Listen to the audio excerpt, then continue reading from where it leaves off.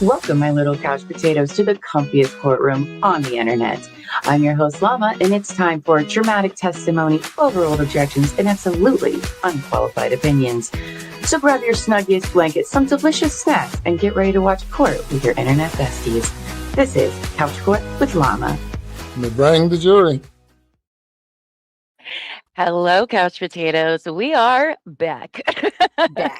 We had to take a quick little break to get some drinks, feed some kids and stuff, I guess, probably.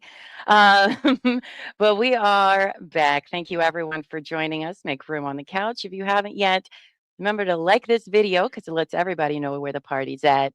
Subscribe, hit the notification bell so you don't get missed when we go live or drop an episode. And we all know why we're all here today. We are all here because the lovely Jack Fox from Never a Truer Word with Jack Fox is on as a guest today. So let's bring him on, shall we? Hello, Jack. Hi, Hello. Buffy. Hi, Llama. What an intro. Lovely. I'll take that today. Thank you. Oh, you're welcome. Were the words good? Did they sound sincere? We'll come to that later. We'll come to that later. I was just kidding. But yeah, so we have Jack Fox here from Never a Truer Word. Our mods will drop his channel in the chat. It'll be in the description too. If you're not subbed there, you absolutely should, because I find what he does very fascinating. But instead of me telling people what you do, why don't you tell them what you do, Jack? So I want to share my passion with the world for the power of words. And I think they are truly amazing, underestimated things. Whether that's the words that you use when you're talking, even the words you use. I was thinking about this today a little bit. The words we use when we talk to ourselves, really, really powerful things, but also noticing the words that other people use. And we can learn so much about someone just by paying attention to the words that they use. So, I'm probably best known for being in sort of a true crime space just because there's so many fascinating, high stakes people talking in that arena. And so that's, that's where, but what I don't want to do is I don't want to, people just to watch something that I make and go, ha ha ha, Laura Owens is a liar.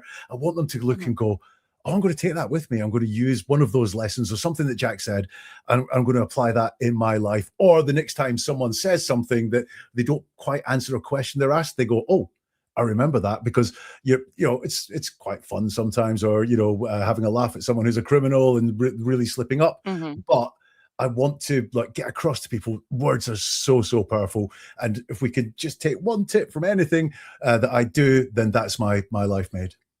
I love that. And it's true, like words, us having language is what really kind of changed humanity for the better. But words have so many, and now we're in an age where people are talking online all the time, so you don't get to actually hear the tone of that person or the context. There's a lot of, I think, lacking flags that we would get in a normal conversation like we're having now.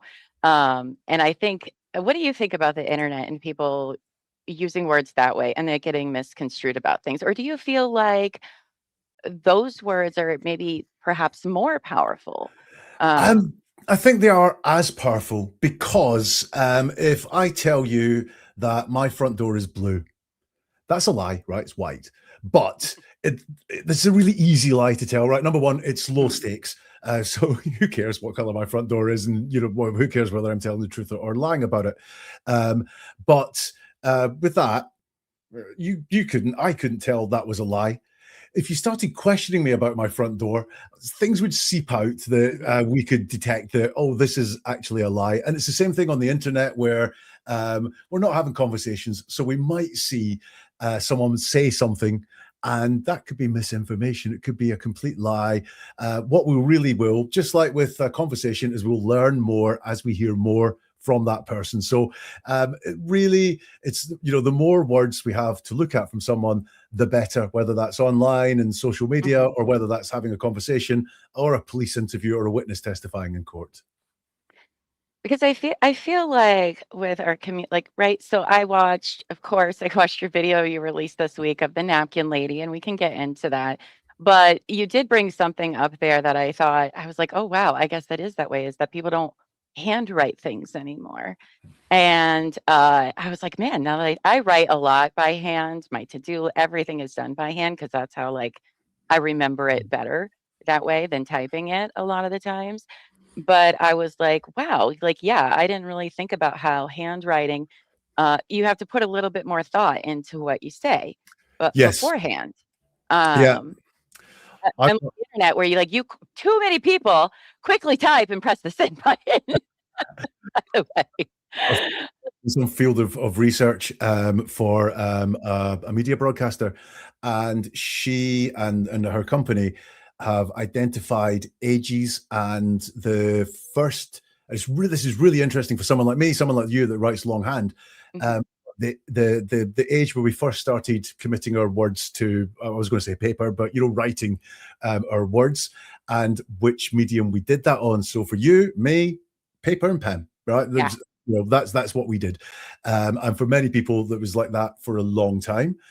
And then it might have become an old-fashioned computer keyboard, like that might have been the first way that people started typing. Then there was phones, and now there's iPads and tablets and so on, and now there's voice to speech as well. A lot of people are just not writing but talking, and sadly for people like me, writing things out as a first option, as the first thing that we did, so the thing that we know best and can sort of feel most comfortable with, that's quite far gone now. If you think the iPhone came in 2020, yeah, 2008, I think. yeah, iPad not long after that. So a lot of people who are, if you're say 16 now, your first experience of writing would not have been pen and paper. Oh yeah, my son, he's 15. Well, he's about to be 15, but his generation didn't his handwriting is so bad. And he'll be like, "Mom, you have amazing handwriting." And I was like, "Yeah, because I had to handwrite everything I wanted for like 2 decades, sir." Like that's what happens when you write a lot. But I saw you brought that up, and I was just like, I brought it up because the medium that we choose for a message can sometimes be as informative as the message itself. For example, a couple of weeks ago, I studied R. Kelly's very famous interview on, was it Good Morning America with Gayle King? You think at that time, what was that, 2019, something like that?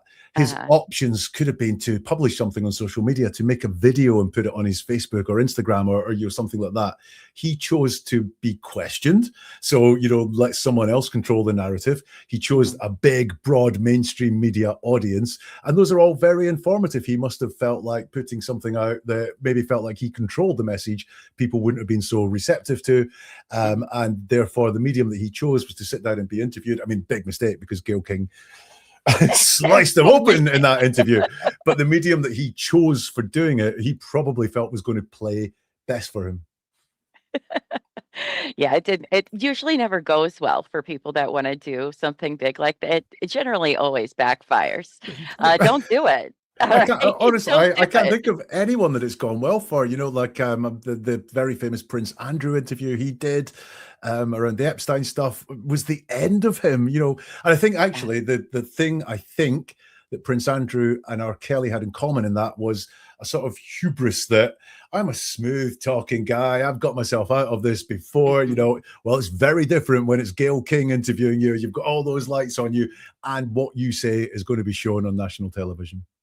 Oh, the hubris is very much people's problem more often than not. Yeah, I watched that video too. I was like, oh gosh, I forgot how bad this was. Why did you do this, you idiot? But I'm glad that some people are dumb and do make that mistake, because they're not great to a certain degree. But yeah, that was, by the way, these are all videos that Jack has on his channel too. So if we're talking about something, he probably has a video on it, and they are very, very interesting. I was checking my podcast stats yesterday, and I had 470 episodes or something like that on my podcast. I was like, I can't remember making all those. Right. Is that like, has people been like, oh yeah, you did this thing, and you're just like, did I know? Did I say this thing? I don't know. I was working on something yesterday, and I needed a 911 call from someone who was innocent, not a guilty person phoning up and pretending that, oh, I've just stumbled across a dead body, but someone, really calling 911. And I found one, and I know I did a full episode on it. I know I got a lot of views for it. I could not remember making that episode or anything about that at all. It was like, oh my gosh, I've done so much. Yeah, Buff, I think you said somebody's brought up stuff about like you've said something and you're just like, I did. I don't know. I don't remember what I never know. I don't ever remember anything I say on stream or do on stream. And somebody will be like, they'll say something in the comments. And I'm like, did I say that? What did I say? It takes a lot of brain power to do this kind of stuff. Each one is a new thing that you're investing your thoughts and time on and all of that. So I completely get that too. Like, when did I do all these things? But it happens. Yeah. Wow, 400 episodes. That's fascinating. I think some of them might be double counting because I do video and audio episodes of my podcast. But yeah, I've made quite a bit of content. Yeah, that's amazing. By the way, Chad, if you have any questions, you can feel free to put those in there and we'll star them. I'm not sure when we'll get to them right away, but we will try to answer while we have Jack here. If we don't, apologize. We only have so much time. But if you have any, please feel free to put those in the chat. So I know you do like a lot of Laura Owen stuff. You said you've done other analysts of things writing wise. Like, what is your favorite? I know you don't want to just do like true crime. That aside, what other things do you do that people can like pay attention to as well? Right? Because on the true crime side, we're like, people have a big what's the word I'm looking for? Gotta be careful with my words. Jack's here. You have. There's a very high stakes in the true crime world. Okay. Yeah. But what are some other avenues where you think like this is very important? So I think one of the things is R. Kelly is kind of there, although he is a criminal. But that sort of celebrity apology, or celebrity statement trying to explain something that happened. It's high stakes to them. It's low stakes to us, right? Whether Blake Lively tells the truth or not is neither here nor there in really many people's lives. I understand that, if she's suing you, then it becomes very personal and you hate it. But, it doesn't change the world. I love doing those kind of things. A lot of people ask me, oh, Jack, have you watched The Bachelor season 5 episode 10? We don't even get The Bachelor here, I don't think, but I love digging into those things because two things for me, like as you guys might know, like doing true crime all the time can just be a little bit like spending a lot of your time with the detritus of society. So it's just something that's a bit different. But also, most of us aren't going to come up against serial killers or serious fraudsters or horrible manipulators that can go to jail for the amount of manipulation they've done. Most of us have interactions kind of like what happens in reality TV shows. I know it's staged and scripted and you're edited and so on, but I think that doing things that help people navigate relationships, I think one of the things that maybe comes out in reality TV, but also in things like R. Kelly, is letting people in on what is the language of control and abuse. So how can you tell if someone is like, someone who just doesn't have your best interest at heart, really is self-centered on themselves and is either manipulating you to say or react in certain ways, or even commanding you to do things in certain ways. So I love doing that. I also don't do this in content very much in terms of videos or so on, but I do have a newsletter and a Facebook group where I will post anything. It could just be a social media post, like someone, you'll never guess what happened to me today, and I'm like, is this true?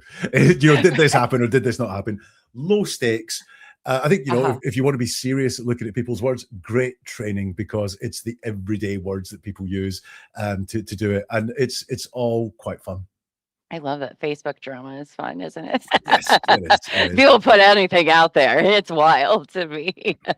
But no, I like the idea of the apology, because whenever I see them, they don't seem genuine to me.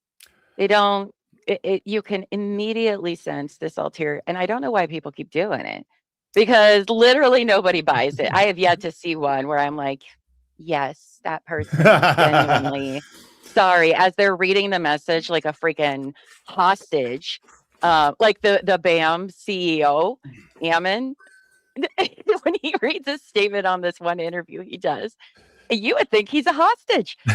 Like that there's somebody off screen being like, if you don't say this, we're gonna kill you. Like, it's wild. What Yeah, are people's it's reasons for this? well, if you look at a lot of the things that I will pick up when someone is lying, it's kind of the same thing in apology. We are defensive and protective. Let Miss Longy there, how words work. I'm going to talk about that in just a second, because we're very protective. So sometimes when we're being deceptive, we're protecting ourselves. We're not necessarily lying and being, like horribly out there, manipulative. We're just protecting ourselves. We're built to protect ourselves. Like you think of all the, Right. I don't want to get too scientific or academic here. Number one, because I'm not scientific or academic. But if you look at, if I, went like that towards you, you'd blink, you protect yourself. You'd flinch back, you protect yourself. We protect ourselves very much by nature. And, it's the same in our words. We'll protect ourselves and we'll defend ourselves. So sometimes in those apologies where, it's not really an apology, the person is defending themselves. They don't want to let that guard down. They don't want to say to the world, I screwed up big time. Mm-hmm. In my a recent episode of my How Words Work podcast, which is about how you talk, it's about the words that you use. I describe the perfect apology as being really short. You say, I'm sorry, and the I'm sorry part is really important. So I'm means you're owning it. It's actually from you. I'm sorry for, and then the action that you're sorry for. No, I'm sorry if I hurt you. I'm sorry to anyone who might have been offended, right? That's not being sorry for someone. That's the sorry. Non-apology apology. So many people actually do that. I don't think they mean to sometimes. Yeah. But I do notice a lot of people give non-apology apologies. And I'm like, but that's not sincere. It's not I'm telling you, you did something. Yeah. Now, you may not have intended to do that, and that's fine, but it still happened. Yeah. And all that still wasn't my intention or anything like that. Yeah, I don't care. It's defensive. Do you know? So, so you emailed me over the weekend saying, could you come on Tuesday? And if I didn't reply, right now, I intended to reply, but if I didn't reply, I could go, oh, sorry, really busy. Loads going on. I'm sorry if that's screwed up your plans, right? And there I've started defending and ifs and qualifications in there. If I just went, I'm sorry, I forgot to email you. That's it. That is it. We can have a conversation after that, and I might say, I was so busy, I forgot. But only once I've just landed that full big apology, and the celebrity apology. I think it's learned behavior because some of these are written by lawyers or PR people who think they have to earn their money by making what could be 10 words. They've got to make it 100 words and put some context in there, protect the brand, talk about what it's going to be like going forward, etc., etc. Whereas actually, the classic example is that Diddy one.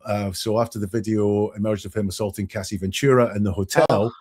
He said a lot of things, but he said, I'm sorry for that video, or I'm disgusted by my behavior in that video. He didn't actually say, Cassie, I'm sorry for what I did to you in that hotel.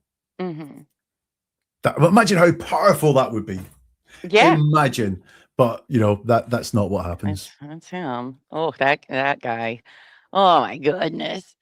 What was the last thing you had talked about? Well, I have a question real quick. Yes, you were talking about the over-explaining. So how does that work if you're just an anxious person and you feel the need to over-explain? Because that is me. That's me. 100%. Right. So number one, I think there is no right or wrong way of talking. Right. I'm not trying to say if you do that, you are blah, blah, blah at all. And number two is a lot of the things that I will say when I'm looking, especially in true crime, and going, they're over-explaining, they're a liar, or they're hiding something. A lot of those things will come through from people in normal everyday life from a position of low confidence. And if you think about, so if I am a criminal and I am hiding something, my biggest worry is that people are not going to believe what I say. And therefore, I'm going to over-explain and do way too much to just tell a simple fact. And that's the exact same as someone who just is anxious, worried that they're not going to be believed. They're going to come at it from the same place, which is, I'm going to over-explain this. Now, for me, number one, that is just how some people are going to be. You know, I will be the same myself. I will, run off with verbal diarrhea talking about things. But the thing for me to say to anyone is try and train yourself just to hold back a little bit, just to say the thing that you want to say, and it will be horrible. But by the very end of it, you might just feel, oh, that was all right. Or, I felt like I covered myself with a bit more authority and credibility when I spoke there. It's not easy. It's, because we're talking about this, language is so ingrained in us. And so, we do it all the time. It's habit. So getting out of habits is really, really tough. Yeah. Okay. I'm known for being long-winded. So I have another question. I have all the questions. Good. So I have this. You're my therapist today. Oh, I'm not sure I'm qualified for that, to be honest. Nobody is, Jack. Don't worry. Don't worry. Even my therapist isn't qualified to be my therapist. No, for people who I just say the wrong thing sometimes. How do you decide whether someone's purposely using a word or just uses the wrong word? Like I just don't have words. Like even me trying to explain myself verbally, I can't do it. Does that make sense? Yeah, it does. We all misspeak. I'm sure, however long I'm here, I'll use a word where I didn't mean to use a word. So I was listening back to the napkin lady episode that I released last week, and I'm talking about, in fact, I've got it here. So I tried writing on a napkin, dear girlfriend. Aww. Did you frame it, put it on the wall? Nah. I'm going to get Mike Marigini to tear it up. I said, what I meant to say was, I know if I wrote that, I would be writing a line and realize I was running out of space and cram it all in. And I said, when I was saying it on the episode, and you go back and listen to it, I'd be writing on the line and I'd run out of time and cram it all in. I said time instead of space, right? Who knows why I did? When you're doing this, you're thinking about a million and one things at the same time. So sometimes your mind is just there and is pulling out the wrong words. So if I hear a word out of place and I'm looking at a criminal, I'll go, there's a word out of place. And that's all the judgment I will have on it. It could be a misspeak or it could be a leak. Because when I said time instead of space, potentially time was on my mind. I was thinking, how's this episode doing for time? Or I'm thinking about the timing of the note or, something like that. And the word time came instead of space from somewhere inside my mind. So it's just a note at that point. And this is why I say the more words you look at, the better. So if someone constantly says the same sort of misspeak, I'm going to think there's a little bit more in that. But if someone just says time when they meant space, we all misspeak. We're all going to say the wrong thing. I mean, God, I say the wrong names in my episodes. I'm terrible with names. I will always misspeak. And we all do.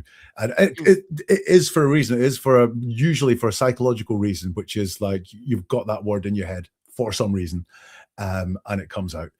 But it could just be a misspeak. Okay. I was just curious. Time, space, wibbly wobbly, it's fine. That's very interesting because I imagine a lot of psychology goes into what you do as well.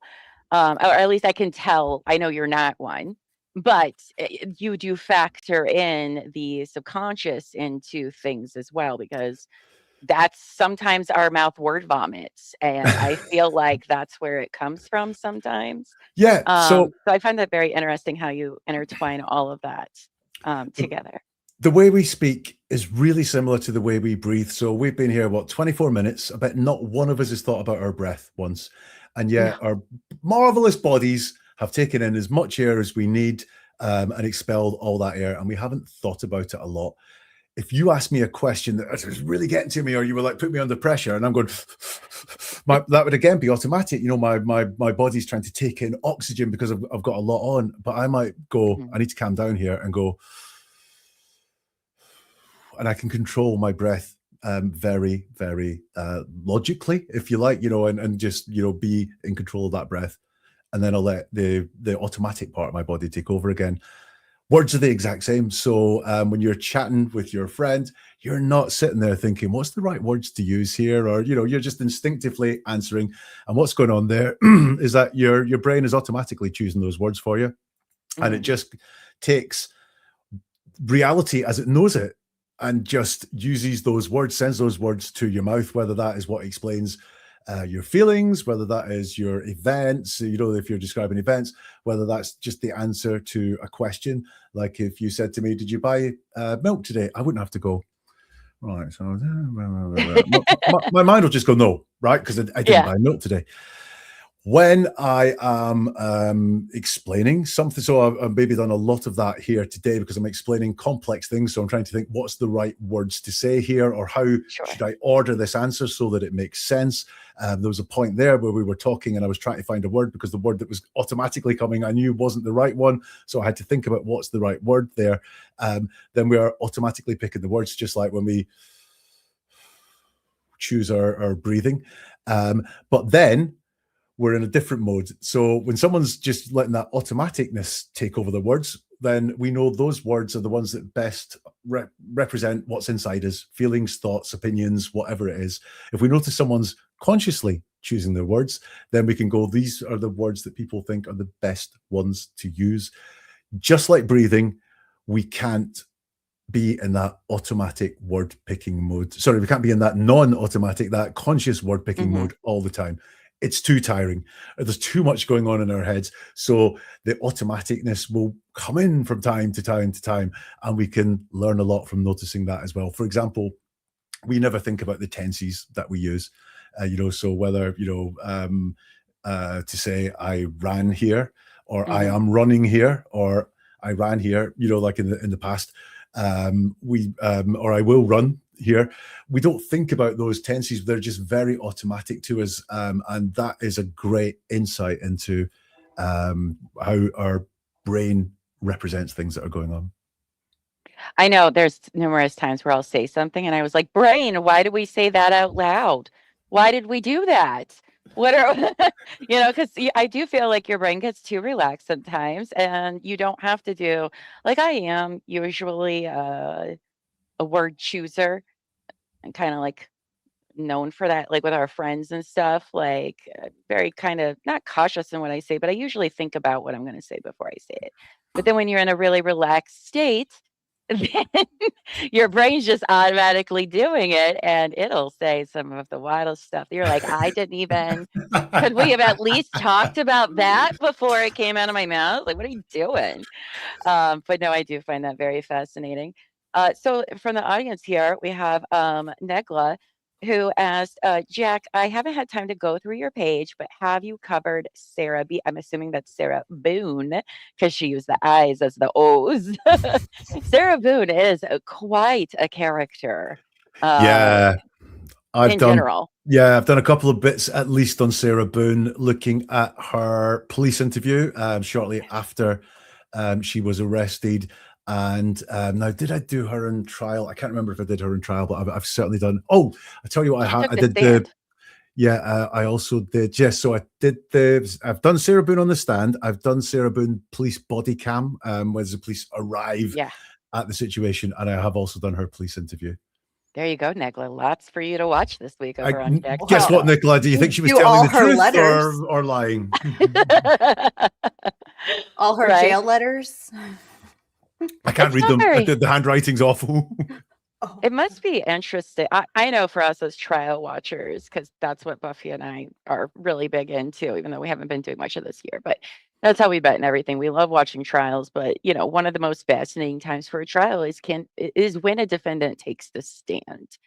One, it's very, obviously high pressure for them. It hardly ever works in their favor. But we were talking before you joined us backstage before we started about whether or not you've watched or done a lot of work for defendants who take the stand, and how they can vary across in their stances on there. It's very interesting for us whenever we see that. Yeah, do you know, you've it's a really interesting question, because I've analyzed a lot of Sure. defendants on the stand, and there's also the two different modes that they go through, because there's the direct examination and the cross-examination, and those can be very different things and very different patterns. And when they talk, I've got to say that maybe it's because of the work I choose to do or the type of person that goes up on the stand. I can't remember ever sitting with a defendant and going, "Oh, this person's telling the truth." This person is, really, really, this shouldn't be happening at all. I can't remember ever doing. I must have done someone like that, but I can't remember ever doing one like that. I've always, maybe it's I try and follow audience demand as well. Yeah. Things that people are interested in. I have, I can't remember ever doing a defendant and going, "Yeah, this person's telling the truth." There usually isn't, unless it's like a self-defense case. That's about the only time where Yeah. you can have a defendant up there, because they kind of have to take the stand in those instances. In like murder trials and stuff like that, don't go up on there. What are you doing? You will never look good going up there When for the those sorts of Black things. Swan ballerina defendant got on the stand, I had the hardest time. And I am the most naive person in the world. I will listen to someone lie to my face and believe every word they said. So I definitely need to take a course. But like, I actually will oh, well, I can see that, but maybe that's just because I'm a little, I don't know. But she kind of had me. Okay, I'd challenge you to go and look at the Black Swan episode of Never a Truer Word and see what I made of her. There you Really? go. Yeah. I had a look at that. Do you ever hear people in your, whether you're watching news or whatever, and since you're obviously like really into this, just like start yelling through the screen at them, like we do sometimes, like when we're watching whatever, just be like, "No, you're lying. Stop it." Politicians all the time don't answer the question, are full of all the things that I would say this person has a deep-seated desire to be believed. And why would that be? Well, normally that's because they're not telling the truth or not telling the full truth. So politicians all the time. And yeah, very often, actually, I'll see something on social media where it's like, "No, I don't think that's true," and dig in a little bit as well in that. So yeah, there's quite a lot of it there. But I have to say, when I do an episode, it normally takes a good few hours to do like a full analysis. I'll maybe look at, if I'm looking at like an interview or testimony or something, an hour episode usually features about 10 minutes worth of speech from the person talking.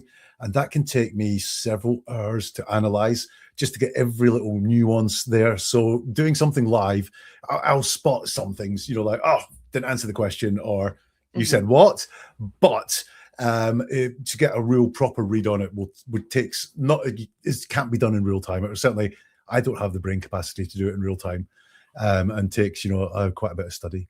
Well, I think too, that's one thing people don't sometimes realize when they're not on this side of things, and that it takes a lot of man hours to do videos on here, period. Like from the time of researching or writing, what it is you want to talk about, to filming it, to editing. It is an entire long process. But there's also, this sense of responsibility for what you're saying about things, that you do want to take in all of the different, nuance, as you said, before you go, and you want to be careful with your words, because that's like your job.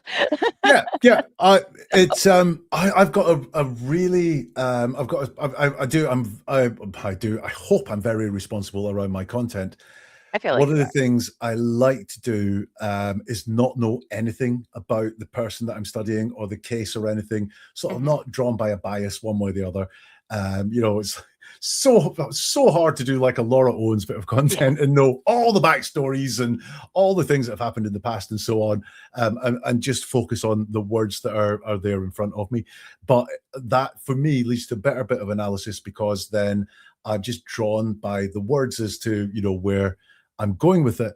But sometimes that means that I'm not bringing the full story to light. And that's not, for me, that's not what my channel is about. You know, I'm not here to be an Annie Elise type person who like tries to cover the story from all aspects and give all the angles, the background and all that sort of stuff. That, you know, if you're wanting that, my channel's not for you. If you're wanting to kind of look at a specific person talking a specific situation, then that's why I'm there. But sometimes, you know, I feel like maybe I'm not covering the entire story. I don't really worry about missing context too much, but it is, you know, sometimes am I not covering the victim enough in all of this? Because in fact, I just will not, unless it's real extraneous circumstances, I won't do victims. I will do perpetrators or alleged perpetrators, which then means that, you know, am I not covering the victim's point of view enough with what I do? Well, I feel in your defense, because we do a lot of victim stuff here. Like victims are very important to us in our channel, and respect and everything like that. But also, you know, especially if they've lost loved ones, their mindset in general, like you can't, like, how do you even, it's not like they're working at their normal capacity. Grief is such a powerful um change in your mind and how you're thinking, that I wouldn't feel like that would be very fair anyway uh to do. I mean, just to be unbiased about the whole, it'd be hard. It'd be very difficult. My view is it doesn't advance the world at all. So let me tell you about some things I've seen in victims, and I won't name them. I've seen victims of real injustices lie about a tiny aspect of the story. Well, you know, kind of big deal in the whole, you know, are they protecting themselves? Are they not wanting to let the public in on something that's really personal? Do they feel so aggrieved by the person that's committed all these crimes to them that they want to make sure this person goes down, so that, you know, like they're moving in that direction? I've seen people overestimate the effect that a crime has had on them, and, you know, so on. Big deal. Do you know, like, how would pointing that out make the world a better place? I don't see how it would. I don't see how it would. I agree. I mean, also when we like decide stories that we're going to cover and stuff, I mean, I would love to cover every story that's ever happened, but also some of them everyone has always covered, you know. So it's like, if a case, like, what is the case, how is covering this going to bring attention to something that isn't talked about enough? Or, you know, that's how we like to choose things around here. I mean, obviously every story is important to somebody out there, respectfully, but, you know, you got to be like, okay, what can we contribute something to this story that isn't just clicky? You know, is Yeah. there something we can learn from it, or maybe something that people don't see a lot of in their day to day? Now, IB here has a question that said, Jack, I'm pretty tired of people using the word misspoke. Me too, IB. I agree. When they really lied. Do you feel misspeak has been diluted in meaning and has changed to lie? I don't, IB. I know exactly what you mean. And I haven't really studied the word in any great detail, so I'm maybe doing what I shouldn't do, which is kind of going to my own use, because I said misspeak several times earlier on in this conversation. So if I say it's a lie, that means I'm calling myself a liar. But I can see what you mean, in that someone is saying, oh, I misspoke at that point. I think what I would say from my point of view is I would be looking further around than just that one word in that explanation that has misspeak on it, where you'll probably see there's a lot more indications that this person deliberately or knowingly told a lie, rather than making it just be a misspeak.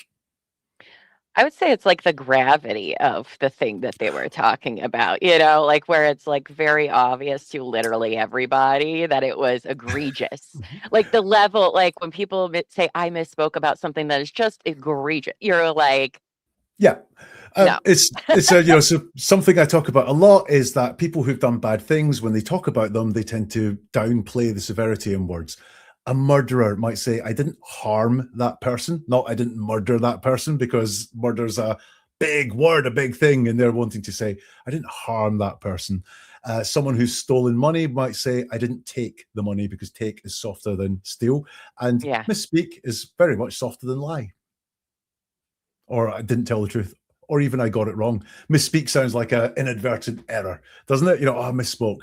So it could well come down to that sort of downplaying, softening effect that people who've done wrong tend to use in their words.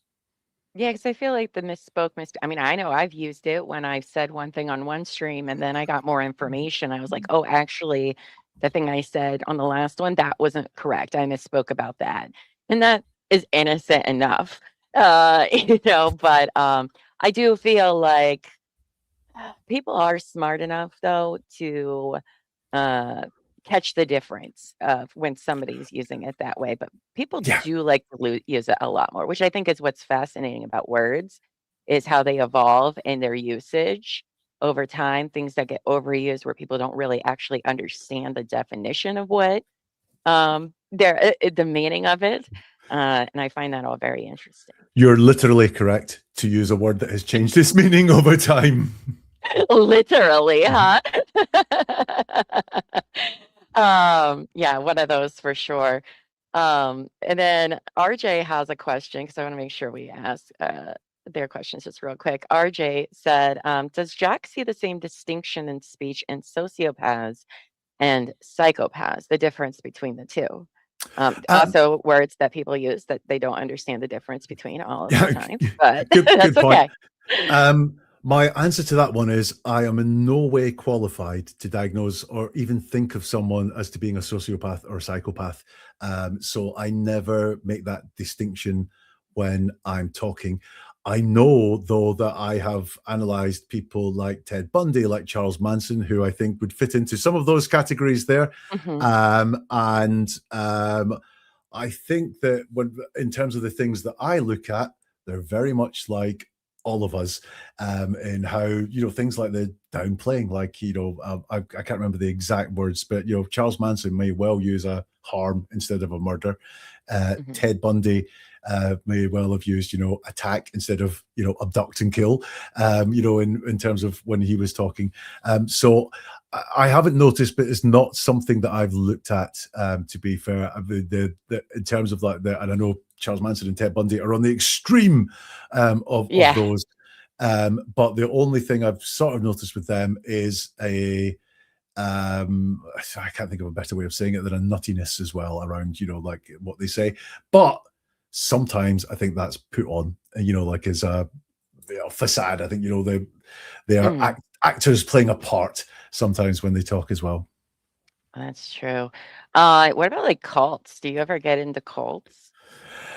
Not really. Scientologist once tried to get me when I was in New York, but apart from that, I've never been close to cults. the high control group, because there was something you had said earlier. I can't remember verbatim what it was, but this was where I was trying to connect some dots here, is people understanding and how they can use this in everyday life with people who are being very manipulative with you, who are trying to control you. Because I feel like there are more good people than bad in the world. However, good people are the prey for those sorts of people. And it can happen and take over you just like that. And you have no idea. I know we all want to believe that, like, oh, if that happens to us, I would know. Actually, you probably wouldn't. So do you have any maybe red flags for people to look out if somebody is we'll call them a high control person, if you will? I'd say there's two things. In fact, let me do three things. You can do however many you want. I think number one would be that victim reversal, where very often those controlling people who have victims, because they're controlling people and they are victims, will make themselves out to be the victim a lot, and not just a victim, but they'll make themselves out to be a victim of the person they're actually victimizing. So it's that sort of thing that I see a lot of in them. They will use a lot of controlling language, things like "we need to," "you should," rather than from a cult point of view, you're like, we need to rise up and speak for ourselves, rather than, I think we should rise up and speak for ourselves, like, or, like there's much, much softer. So they'll use lots of words like that. And maybe in a softer voice as well. So it's not like, you need to listen to me, but it's like, you need to listen to me for your own good, like that's the unsaid part of it. So yeah, that reversal, the controlling language, and also opinion stated as fact. So you're too stupid to get a job. That's stated as a fact, but it's an opinion. It's just an opinion, and they will do a lot of that, and it's really insidious, because if you're hit with a lot of those things, you're just getting bombarded with facts that are putting you down, or just manipulating you and controlling you, and that's the three things I would watch out for. Because I think when it comes to the Laura Owens case, I mean, we've now covered all three guys, and a lot of people are always like, how did they not see Laura for who she is?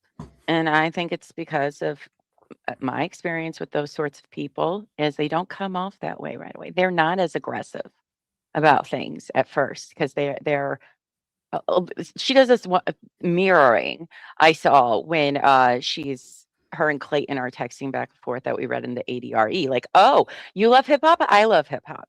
Oh, and this back and forth of I'm mirroring you. And then they start to do this kind of controlling method as, to get you more into their web. And then they start saying the things like you just, an example, the opinions versus fact, right? Yeah, and it's interesting you said that. This is not my so behavioral psychology is not my area of expertise at all. I'm thinking back to the Love Trapped episode where Clayton describes, what was it, the day after they hooked up or something like that, when he said, "I've made a mistake. We shouldn't have done that." And she slams the car door and walks off, or something like that.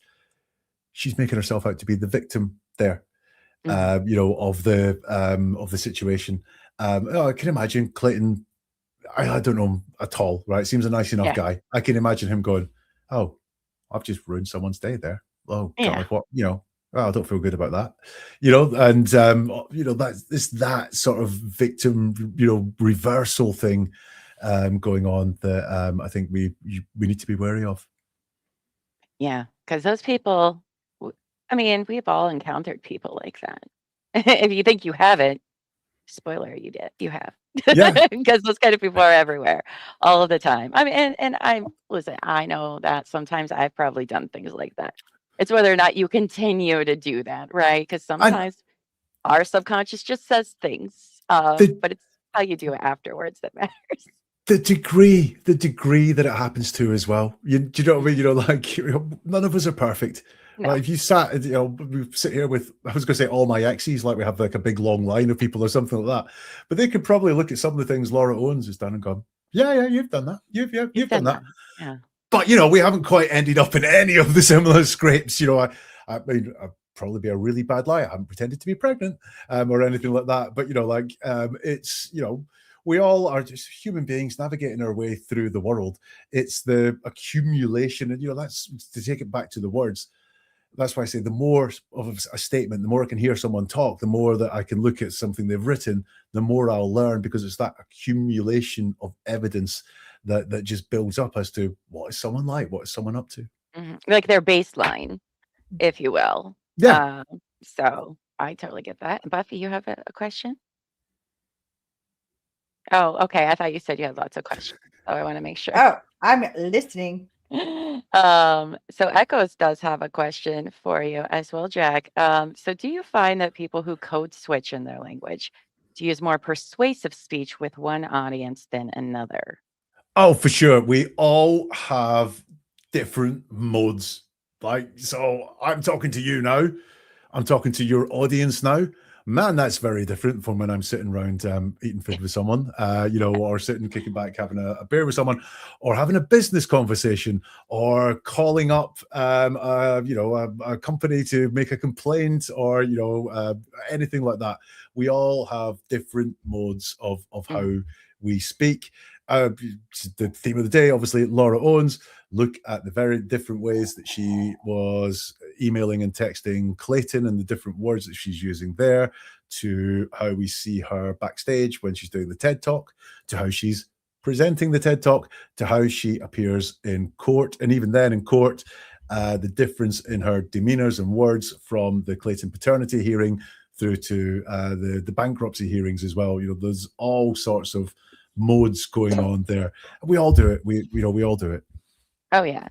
I mean, Buffy and I, we've spent a lot of time together. Like off screen, we're very similar on both, but obviously when we're off screen and just talking as friends, we get to like say a little bit, we feel a little bit freer, right? Because not a bunch of people are watching this, or like having this conversation, because it is very or at least I should say, I'm always very aware. And on our channel too, the reason we're very victim centric is because you literally never know who's watching on the internet anywhere at any point in time. And so that's a lot of responsibility to have. So I am, we thought, oh, Llama having a swear jar for the fundraiser would make sense because I swear a lot. A lot. Fuck is my favorite word, and I will use it as many different ways as I possibly can. And I thought, oh yeah, sure. I barely at all, like 30 times in 12 hours, which is a very low count for me. But I never thought about it. But it is because I was talking with a lot of people that I had never talked with before. I'd still be myself, but you do have this kind of like, well, we're not there yet for you to be like, I mean, I could have done that. I don't think anybody would have really judged me, but that's just kind of like how I was raised, like respect wise, because I don't know who's comfortable with that or not. Some people really, really aren't and take offense to that, and which is respectable. That's fine. Yeah, I feel I'm the same as you. I've been brought up so I swear, like, I know all the swear words, and I'm Scottish, and Scottish people use swear words in an entirely different way from the rest of the world, where yes, you do. We can just put a swear word in the middle of a sentence where you might say that effing door won't close, so you're putting the effing on the door, and it's like Scottish person will say that effing door won't effing close or something like that, and the effing's on the close as well as the door, and it's like, so I can swear, but I was brought up that you don't do it in polite company. You find out where and when you can.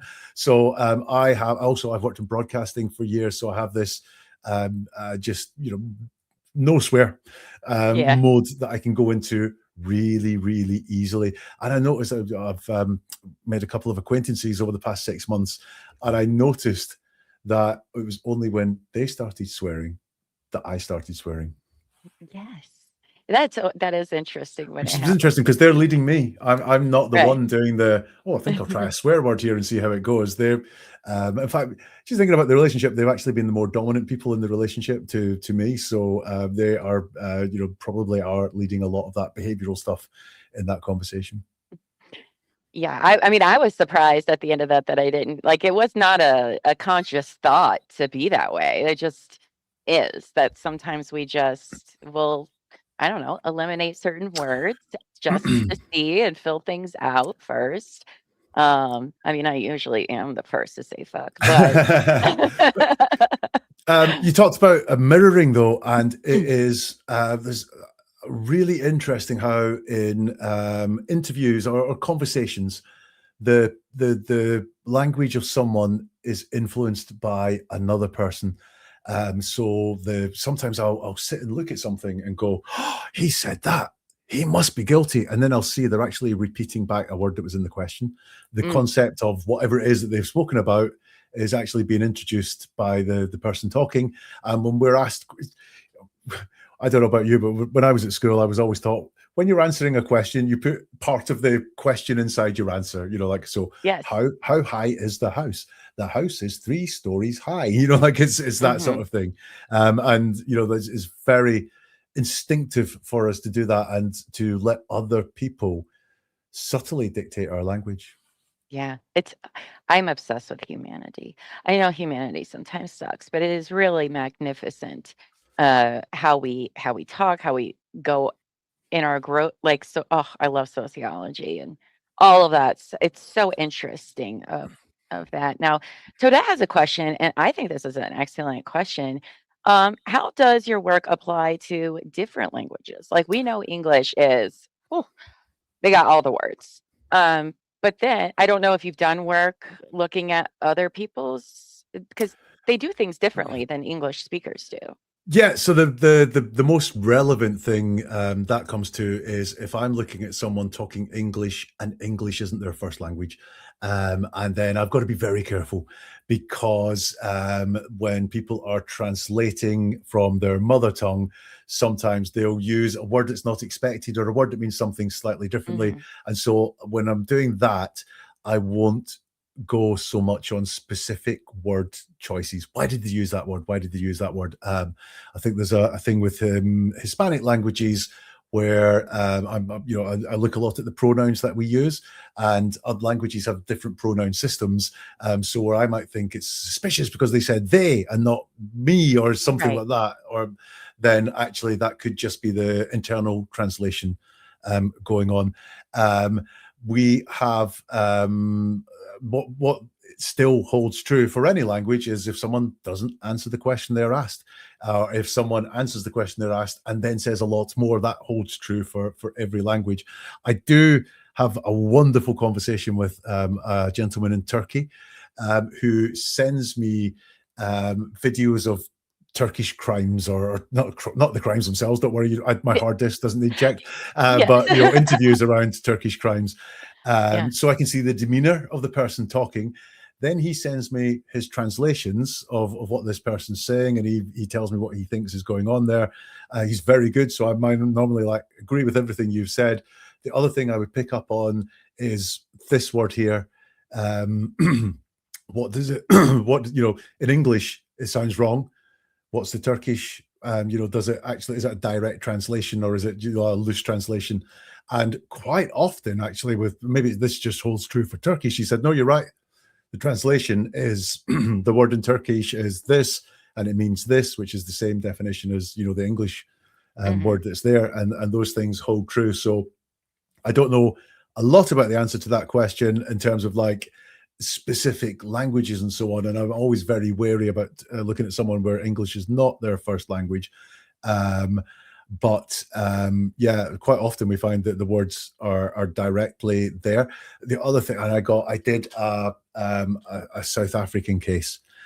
And I got all the comments from South Africa going, you can't comment, they don't talk English, their level of education is really poor, blah, blah, blah, blah, blah, blah, blah. There's two things. Number one was I was aware of all of this. So one of the things I did was pick on the guy for using present tense to talk about past events, i.e., I think he's making it up. But I looked elsewhere and his tense use in English was absolutely perfect. So this was a deviation from, like his baseline, if you like. So yeah, I'd factor that in. Number two, he's now serving many years in jail for being guilty. So, what are you going to say? Yeah, I think that was a really interesting. I hadn't thought about that because being able to speak now over here in America, most people don't speak multiple languages like many other parts of the world. And so I think sometimes we don't even realize how hard our language is. Like we have so many more words for things compared to other languages. Like that's not usually the case. So that was an excellent question, Tonette. So thank you for asking that. It also shows up, you talked about America, and there are just many different ways of talking, across America. Like sometimes I will point out that someone, are they trying to get the other person on side because they're being very polite when they talk? And someone will be in the comments going, they're from the South. This is how we talk in the South of America. We're all very polite. And I'm like, yeah, but not like that. But not like that, though. Not like that. They're not Midwestern or polite. Yeah. Just kidding. But Buff is in the South. I'm in Ohio. Yeah. But a lot of people's I'm in culture, the deep South. Yeah, right. The deep South.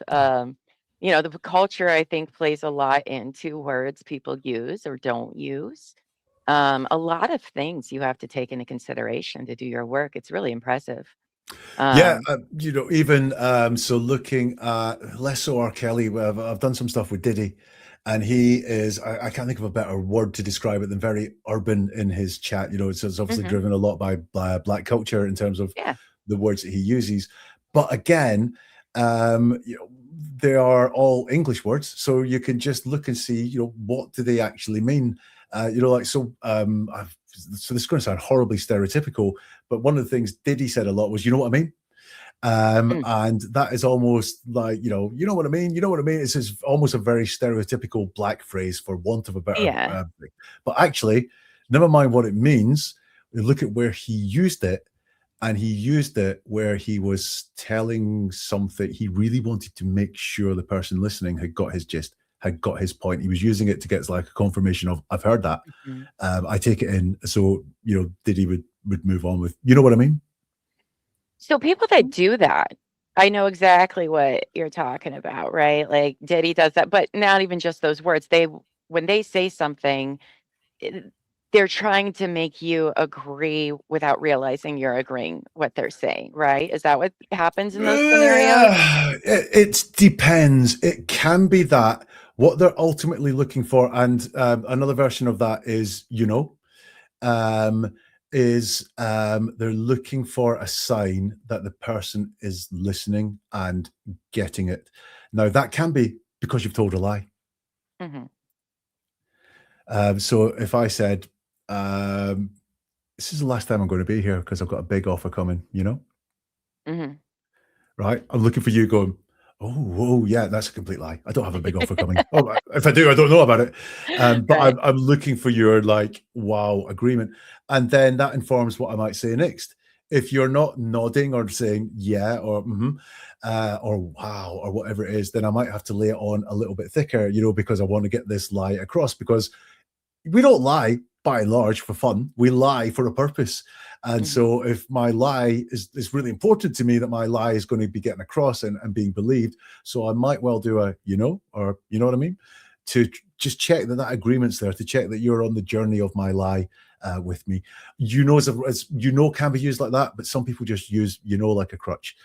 Saying, Like, yes. And like you using like and stuff like that. Yeah. again, this is why Obviously, no, honestly. Oh, the obvi- Lee words are coming next, by the way, chat. obviously is very different. So yeah, we'll come to that one. Oh no, we Say- can go right into the Lee. I say obviously and honestly all the time, and I felt attacked. I think on one video or a post, I was like, obviously he doesn't know who I am. I honestly talk like this all the time. So starting on an answer is also a bad thing, but I've just done it, so there we go. Obviously, I do it all the time. Well, me and you need to have a chat. We really, you need to get the How Words Work podcast. Start at episode 1. There's about 30 of them, and by the end of that, you'll be obvious that there's no hard and fast rules. Like obviously does, when someone says obviously, it does not mean they are doing this, or it does not mean they are doing that. But obviously is often used as a, don't argue with me. Obviously, I couldn't do that. Obviously, I didn't go to bed early last night.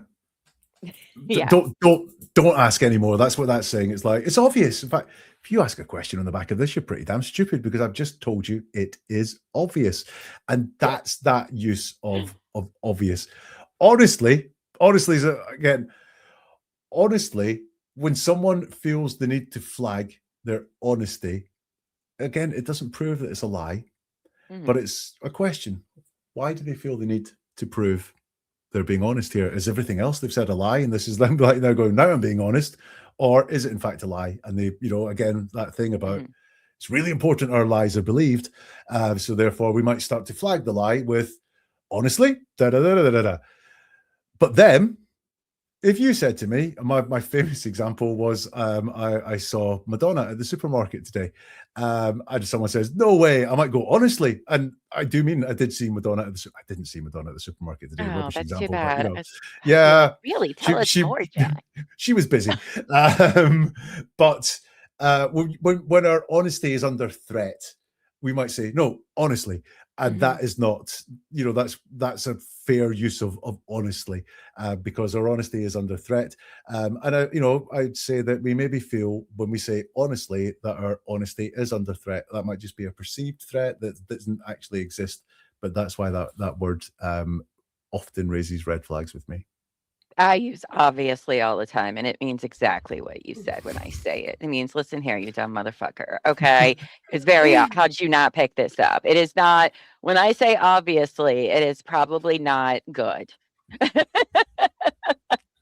I am known for my llama-isms with our team.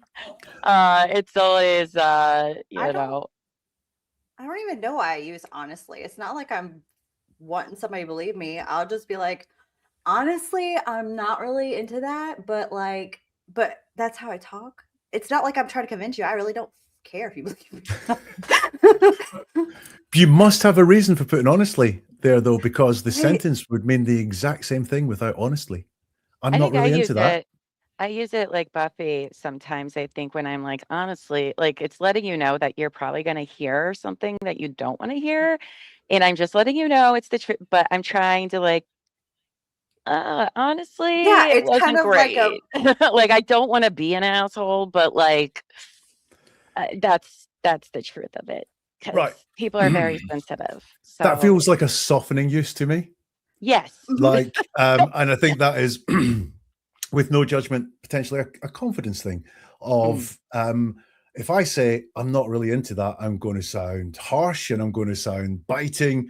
But if I soften it with honestly, I'm not really into that, then there's a bit of softening there. So it doesn't sound quite so harsh and so biting. Yeah, because I would say both Buff and I are very matter of fact with things that I know I can, my opinions on something, or if somebody needs me to look, I will be very blunt, like, here's what I think and go on. And some people do not like that. I like that, right? That it's not wasting time.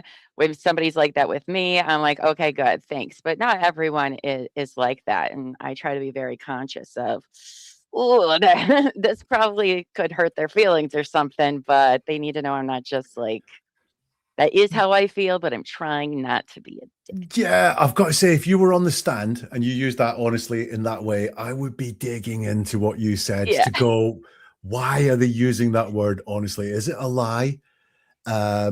Is it a softening? Is it, so Buffy, what was the phrase you said? Honestly, I'm just not into that. Yeah, honestly, I'm just not into that. Right. Honestly, Okay. I Right. don't. Yeah. So, right, you've used honestly and you've used just, words I don't like. Okay. I use just, honestly, obvious all the time. I start all my sentences with so. Oh God. I would say, well, if I looked into that and you used it in a real life scenario, you're not into that. You're really against it. And you're softening it massively, so it's something you really don't want to do, like black and white, don't want to do that. But you don't want to say, I don't want to do that. You'll say, honestly, I'm just not into that. You're turning it down. You're really anti it. Now, that doesn't make you a Charles Manson style liar. That just makes you someone who is softening the impact of what you say. It's up to you to decide whether that's a thing you want to do or something you want to do less of and be more forthright and direct. I think if I'm too direct, if I'm any more direct, I won't have any friends. I was gonna say people don't like it. What bliss! But I think those are good examples of how, in one scenario, it's going to look really not great for you. Using honestly on the stand, it's going to be like, ooh, girl, should not have said it that way. But then if you're like casual it can mean different things depending on the context. But when we found out, I think it was the Winks. They brought it to our attention, and we were just like, well, shit. How are we going to get these words out of our system here? But no, we're like, oh, I see that all the time. I can't just call people a dumbass. So I have to say, obviously, it was right there. Yeah. It's For me, is it costing you? You know, like, you know, Yeah, if you felt like the way you were talking is costing you, whether that's costing you clarity, credibility, authority, respect, or, you know, does your message need to get across? You know, so people who are in law enforcement or lawyers or something, their words need to land. They don't have space to be as sort of woolly and loose as maybe someone that works in marketing is. They really need to their words to land. Someone who's a funeral director needs to have an entirely different set of language to use and so on. So are the words you're using costing you? And if they are, or you want to, you know, have less cost, then you can modify what you do, and I'll help you identify what those words are that could be costing you. If it's not costing you, then carry on. Jennifer wants to know which is better, to be perfectly honest or honestly. And with that, I'll Neither, be right back. apparently, because if I have to flag that, then I'll be I'm right just back lying. in just a minute. Carry on. Yeah, Jennifer, it really depends on your context. But to be perfectly honest, and honestly, they're both about the same. Depending on the context, I'd be going, why are you flagging up that you're being honest? You know, why are you flagging up the fact you're being perfectly honest? Or are you bracing me for something you think I won't like and trying to soften the impact on it? Yeah, it's one of the things that I guess I gotta work on. But also I think it has a lot to do with, like, so say Cheese mentioned that I'm from the South. So from the South in the United States, where we have to be polite all the time, and you really have to, like, be careful how you say things, because I mean we have our even polite ways of saying, you know, mean things. You know, I'm sure everybody's heard "bless your heart." Depending on how I say it, it can mean two different things, even though it's the same phrase, right? So, like, there's certain ways that you're supposed to say things because we're ladies down here. I get all that.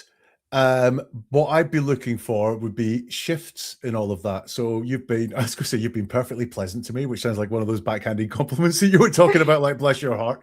But you know, we've been talking. I don't feel disrespected by you. I feel perfectly welcomed by you.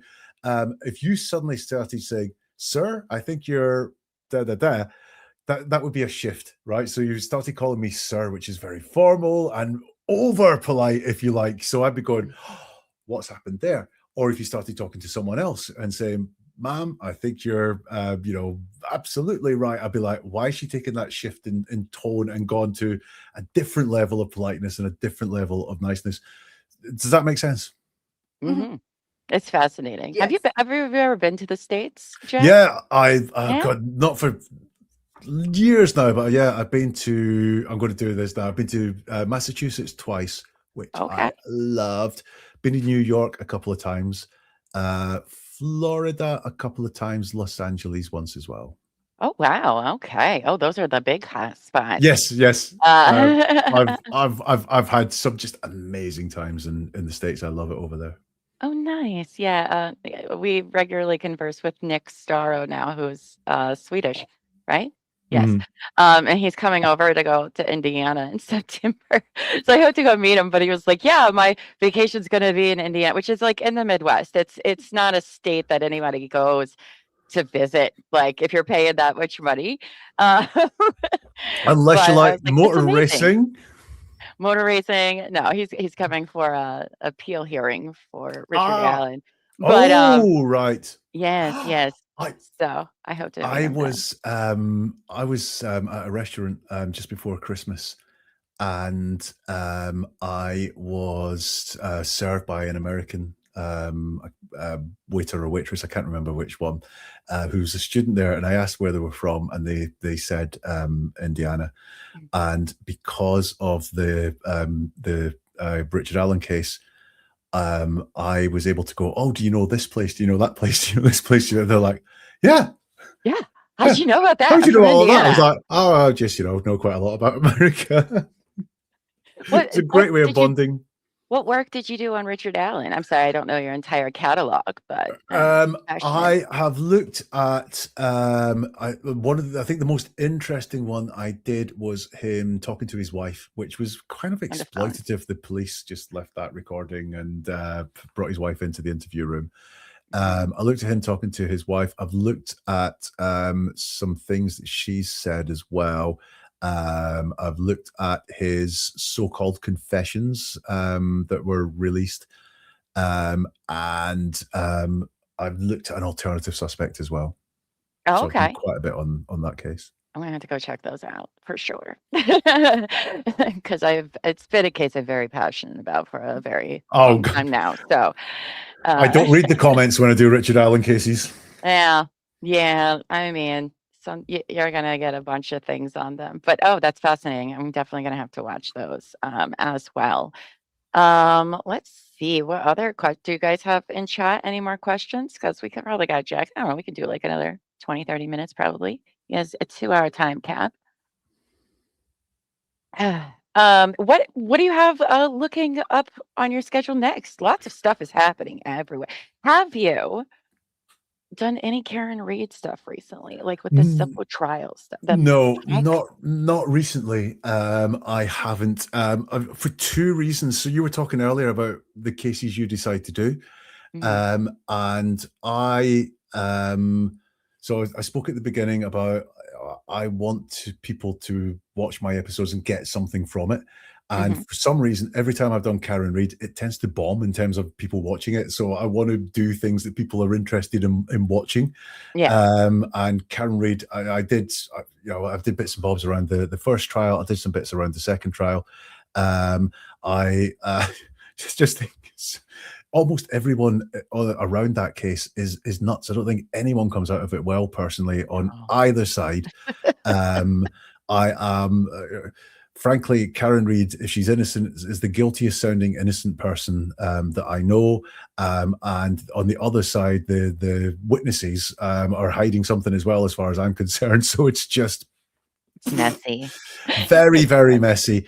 But for some reason, whenever I do Karen Reed, it doesn't tend to do that well in terms of like numbers. So I kind of just went, no, I'll tell you what, I'll go and do something else. Oh, I'm sure you get lots of requests to do all sorts of things, for sure. Do you ever do like historical statement analyst, like on just like history moments in history or anything like that?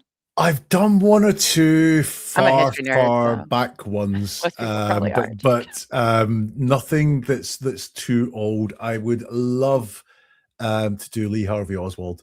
I think there's enough of him talking at various times committed to the record. Maybe Jack Ruby as well. Maybe do it. In fact, I try in December. I try and do a series of episodes, and then I can have December off because otherwise I'm on the treadmill. And I'm looking for something to get in the can early. So maybe some historical JFK or Jack Ruby, something like that might be really interesting to do. That's just a little bit different and sort of atmospheric. That would be. I'm a huge history nerd. Most people probably aren't, though. So, I'm really not. I'm really not a history buff at all.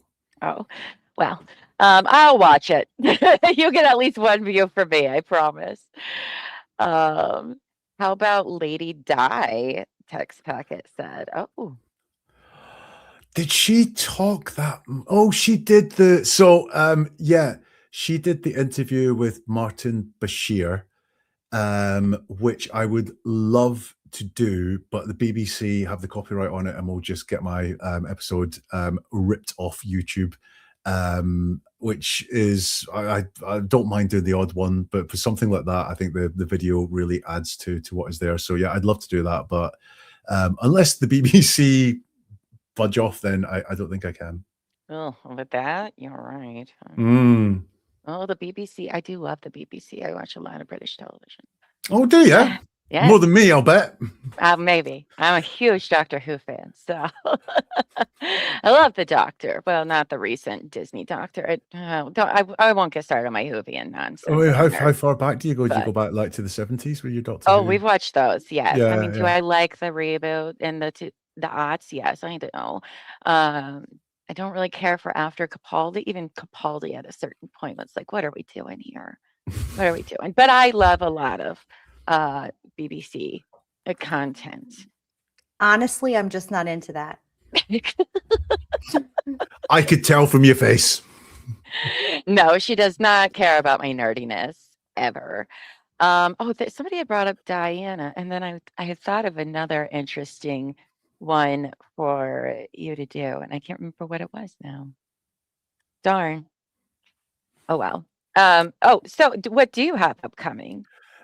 So I have I'm working on something this week, which will be coming out this weekend, which I don't want to give too much away, but it's about, when someone goes missing and that suspicion falls on their nearest, so a child goes missing, everyone looks at the parents, and it drives me nuts sometimes, like some of the armchair detectives going, oh, this person looks like Chris Watts, so that reminds me exactly of John Ramsey or something like that.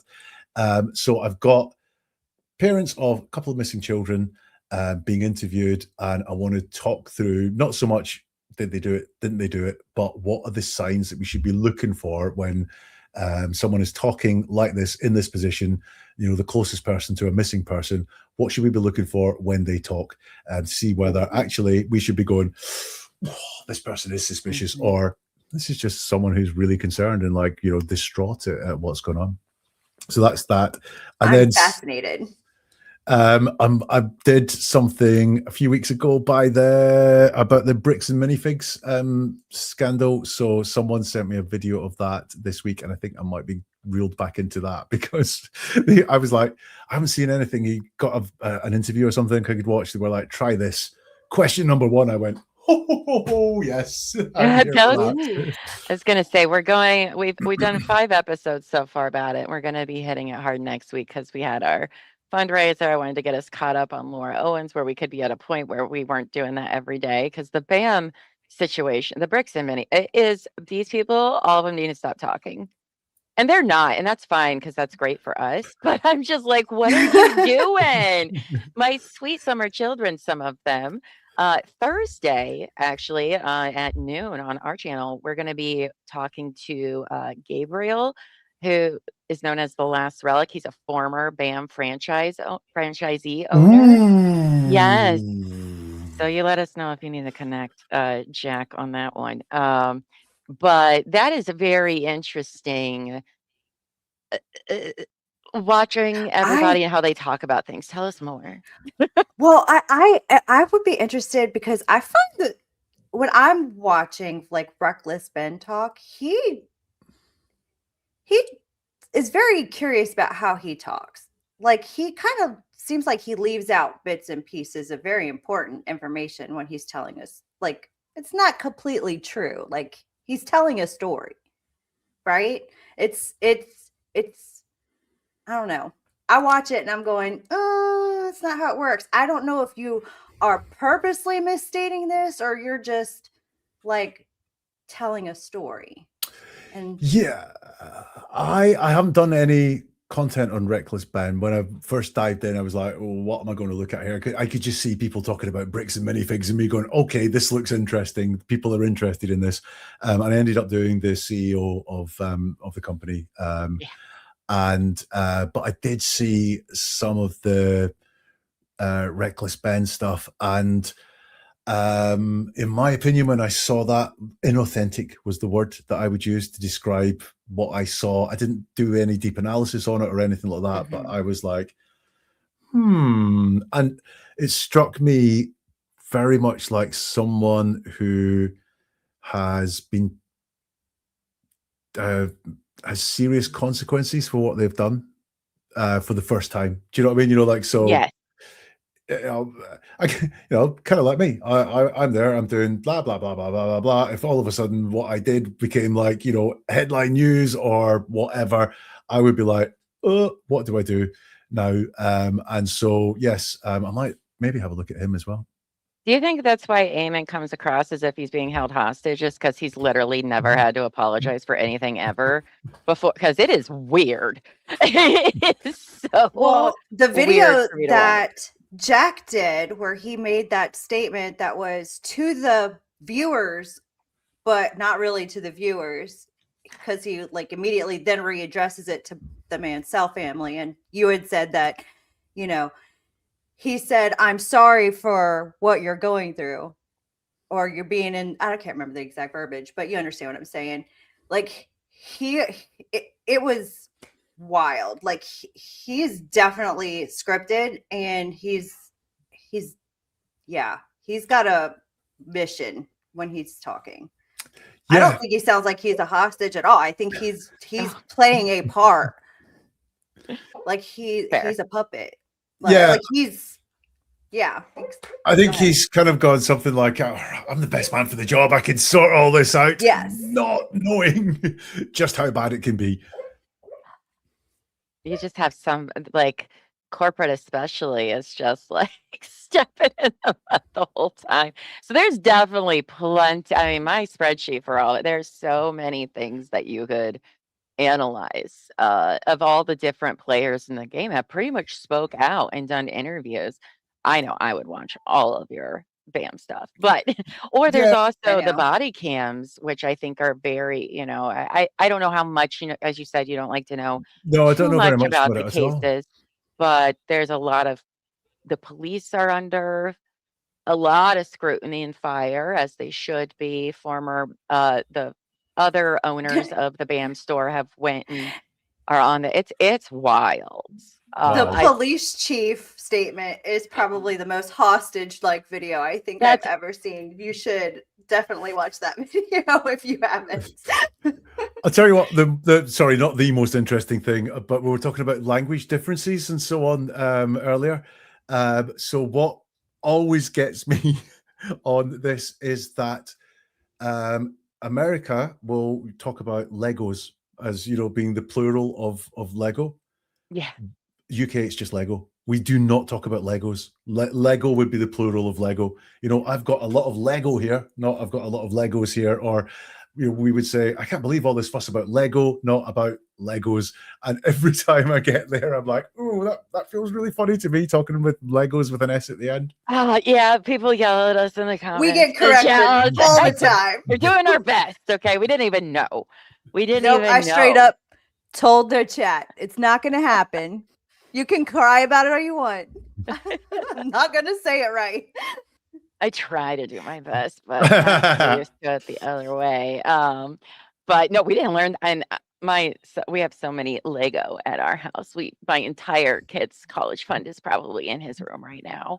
But I had no idea. I was like, oh, look at that. We're learning here. So I certainly will look forward to your BAM content, and maybe we'll have you on again to talk specifically maybe more about that at a later point in time. Because that, you know how you said with the Karen, like everybody is in Karen Reed, just what are you doing? This is another one of those. We're like literally every person. Yeah, I said that, but it's true. Like every single person, you're like, what are you doing? It struck me when you were talking about the CEO and after what I said about Reckless Ben. Mm-hmm. Yeah, who's Reckless Eric? Is that a thing, a character? I keep wanting to say Reckless Eric and not Reckless Ben. Like when I was doing my episode on it, I had to have something down in front of me that said Reckless Ben, so I didn't say Reckless Eric. Anyway, that's beside the point. I think what you've got with both Reckless Ben and the CEO is they're both outside their comfort zones. Because the CEO is the CEO of a company. He probably spends most of his life with people doing what he tells them to do. He probably, you know, has some weight with, you know, suppliers to the company and so on. It's a franchise business, so he's got a lot of power over these franchisees and so on. And all of a sudden, he's put in an area where he has no control. He has no status. He just cannot rely on all the things that he is used to relying on. And Reckless Ben has come from this, you know, YouTubing background where, you know, he's probably just, you know, the people that watch his videos, huge fans. So, you know, yeah, love what you do, love what you do, love what you do, love what you do. And all of a sudden he's exposed to a hell of a lot more exposure, questions, you know, and lawsuits and things like that. Yeah. So they're both been taken into a very different level of existence, and I think that is why the whole thing sort of fascinates me, because I think we all know as we do it, at its heart is Legos. It's not that important. It's, you know, I think, you know, someone mentioned law enforcement. Yeah, I think there's a lot of things that actually are rotten inside it, but it's fascinating, and I think it's that level of fish out of water on both sides that makes it so. Yeah, because, you know, when you're doing stuff on the internet, as you said with your comments, people are going to love you and hate you on the internet, and you're going to hear about it. And so I think to some degree, Ben is used to that. Plus his channel himself is going into confrontational situations to a degree, right? Where BAM, nobody even knew who the hell they were. They have a beloved, they're on the backs of a beloved company everywhere, which this is why they made another huge mistake. Okay, you just made Lego look bad. Do you understand how much many people love Lego? Yeah. Like everybody. What are you doing, sir? What are you doing? Well, you will have loads to make there if you wanted to. I know you like to do a variety. We do as well, but I can't wait. I do. And for that, I need to say, it's kind of sorry to everyone that gets in touch with me. Can you do this Laura Owens thing? Can you do that Laura Owens thing? It's like, yeah, but there is a lot more I want to do as well. And especially if there's a trial coming up, then that could get very interesting. We definitely want you back for, because I have questions. Well, you're here. You can ask them. Well, I mean, I have to watch episode 3 that's come out, and then keep following up. There's still more to learn. It just got posted 10 minutes ago.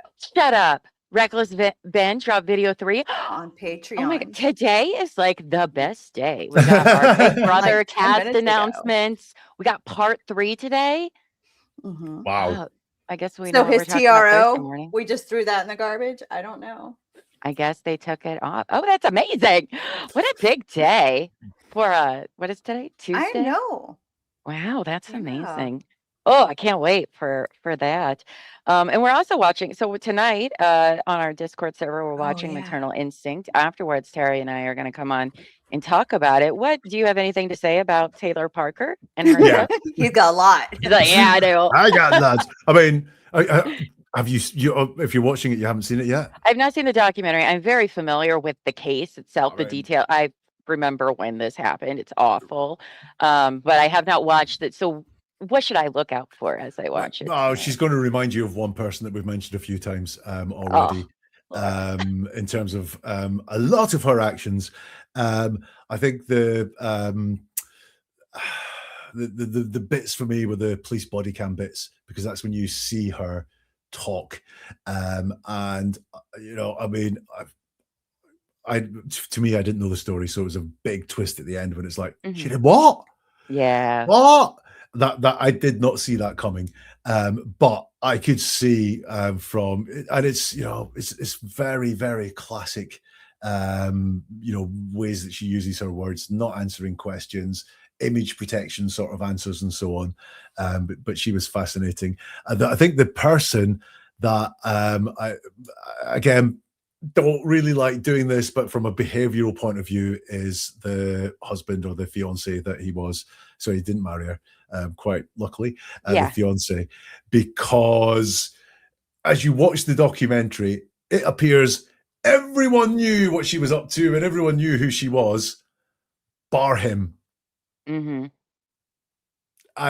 you know, number one, I don't think that's realistic, but I'd love to know where his cutoff point was. Do you know what I mean? You know, like in terms of like, was he just, did he have a girlfriend that fulfilled certain needs for him in terms of like, you know, she was kind of out of his league looks wise, or did he think, you know, she was about to come into loads of money, so therefore I'm going to take all the crap that goes with it because there's some good stuff on the other side?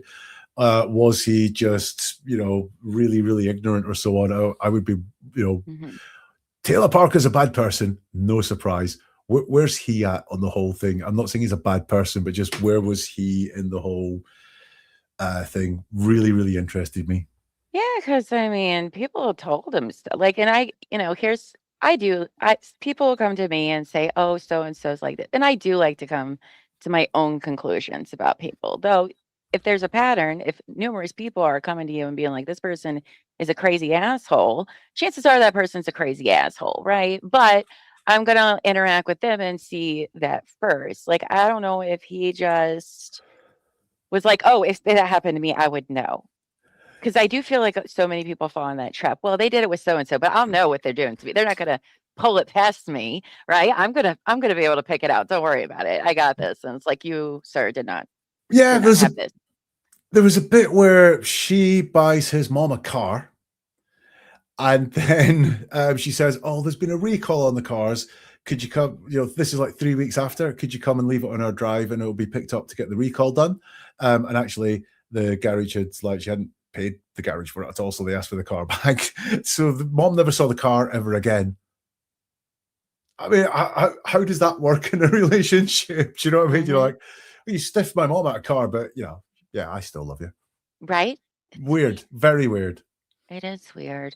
I'm very interested to see him tonight too, because I haven't seen a lot of him. Like, I know the case and stuff, but I heard he's featured in this. So I'm very excited to see this to help my opinion. Because you do sit there and you wonder, and you're just like, yeah. And to be really clear, I don't hold him responsible for her crime at all. Oh, yeah. Like he was not involved, as far as I could see, not encouraging, didn't, anything like that. I don't think anyone could have seen what was coming. But on the other hand, it's weird.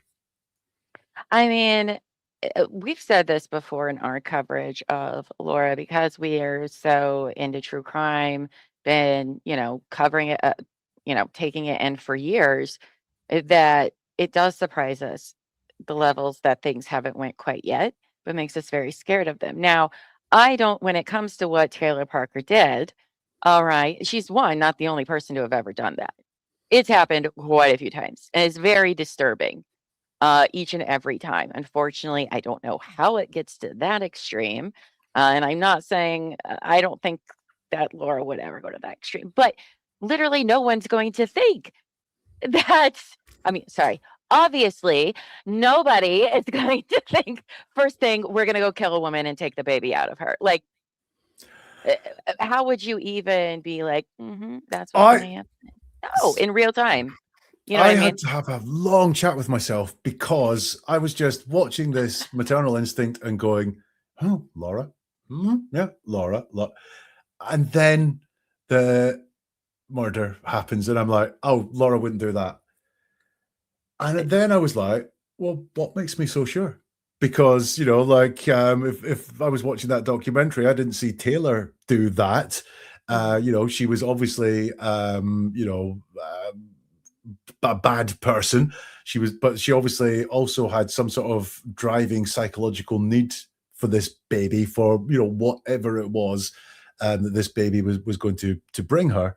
And then I went, well, can I actually say that Laura wouldn't do that? Or I think one of the things when we're looking at the court case that's coming and so on is that how can you be sure that the behavior of Laura Owens isn't escalating as we speak, and isn't going up and up? And I don't know, I think we feel, because there's so many court cases, there's so many text messages in the public domain, there's so many Medium blogs and so on, that we know everything that is going on. We don't. We really don't. And it could be good, it could be bad. She could have learned her lesson after the Clayton trial, and is now just stubbornly refusing to admit she did any wrong, but at the same time going, I'm not doing that again, it wasn't worth it. Or who knows? We don't know. Well, I know you have to get going soon, but I do have another question. Yeah, go for it. I've got plenty. Okay, I've got plenty. So I've noticed, because we've been covering this from like in timeline order, like we have seen her honestly escalate from man to man in her tactics, her confidence level of like, oh, I could get further with this. And then she makes the great mistake with Clayton She flew too close to that sun. Yeah. But she says things later on, you know, I didn't murder anyone. All I did was get pregnant by the bachelor. Oh, I'm a non-violent autistic woman. She keeps, what do you take from that? And of using terms like that, like, well, it's not like I did murder. It's not, but nobody's saying you did. And I'm a non-violent person. So therefore I can't, it's very weird how she uses those to me. Yeah, it's What's that defense about? again, you know, like, so when you've done what she's done, what is your defense? Do you know what I mean? You know, like, so I don't have to call on, it's not like I've murdered someone, because what I would be defending myself against is not that bad in my life. If you know what I mean, you know, like, I live a very ordinary life, and hopefully I'm nice to most people that I come across. So if I do snub someone, you know, I might say, and this is about that downplaying thing, but in reverse, I might say, well, it's not like I slapped him across the face, or, you know, something like that. I was, you know, and so it's defense, and it's the non-violent thing is, for me, the false logic that people use, you know, which is, I can't remember who it was, but there was someone saying, you know, I couldn't have murdered my daughter. I loved her. And you just break that down for a second and go, people kill people they say they love every single day. You know, like that logically, and with data, that I couldn't have killed my daughter because I loved her, is doesn't hold true at all. And the non-violent thing is the exact same thing, where big deal. You know, like, you know, Right. big deal. You know, like, but you've got to find some way to paint yourself in a light that may be favorable. It's just not that great, and it doesn't hold up to any kind of scrutiny at all. Excellent. That's a really good, because I also have kind of taken it as a sense like, why are you saying this so much? Are you saying that because you also can be that way? You know, because sometimes people do that, right? Well, I'm not this thing, even though I really am, but I'm going to project that out when nobody asked. You know, I don't actually, the only things I've heard from people since we started covering it, it was not like people were accusing her of being violent. People were scared of the escalation, scared that somebody is going to end up hurt someday. Now, whether that's her, somebody else, this is what usually happens in these scenarios. And I didn't see anyone saying, yeah, she's going to end up, you know, doing that for sure. But it's just, it struck me weird the last couple weeks since we've gotten into it. And I'm just like, I never say, well, it's fine, guys. I'm a non-violent woman. Like, why would I, who says, like, why would you even need to say that? It's weird. But I do understand the way you explain that does make a lot of sense. Yeah. Now. But in general, what you're saying, so the things we talk about are the things we're focused on. For, I'm trying to think of what a good example would be. Like, so if I say, I don't hate that, my mind's on the hate part of it. You know, there's other ways of saying, it's all right. Do you know what I mean? Or whatever, but my mind's on the hate part of it. It shows where our focus is. You know, like, so I'd be much more reassured by someone saying I'm a peaceful person, rather than I'm a non-violent person, because the focus is on the violence when they say that, although they kind of mean the same things. Peaceful person, the focus is on the peace. So the words we use very much represent where our focus is, which is why when someone, very often when they tell you what they're not, it's what they are. I'm not saying that means definitely Laura is a violent person. It just shows we have no evidence where her for focus that. is. Well, yeah, I mean, it would really surprise me if she was, because I've seen no evidence, heard no claims of it at all, bar Mike talking about her trying to take the headphones off against his will on the flight and stuff like that, which I wouldn't class as violence. You know, I'd class it more as being in someone's space a bit, but same. I mean, that's why when she says that, it's just like, where did this, like, nobody's accused you of that level. If I could it get there someday? Yeah, absolutely. It happens every day. You're not immune to it, babe, like, at all. I think what we can also see potentially playing out there is self-justification. I've done some bad things, but I'm not as bad as this. I haven't physically hurt someone. I'm not a violent person. I haven't murdered someone.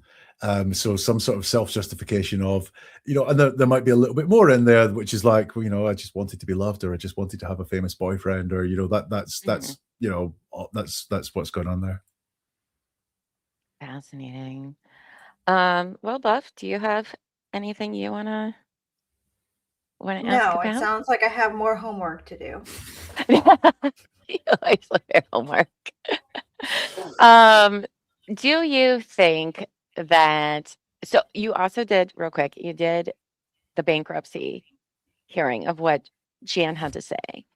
And I thought that was very interesting just listening to it like 8 times. Like, how embarrassing was that, first of all? Like, what are you doing saying this stuff out loud to the federal government? But do you have any like quick I don't want you to say everything that's in your video because everybody can go to your channel and watch all of the things. But do you perhaps have something that you forgot to include in that video? Yeah. That you wanted to say? In that video, I only dealt with the GoFundMe piece. So she also spoke at the end about what does this mean for the foreclosure?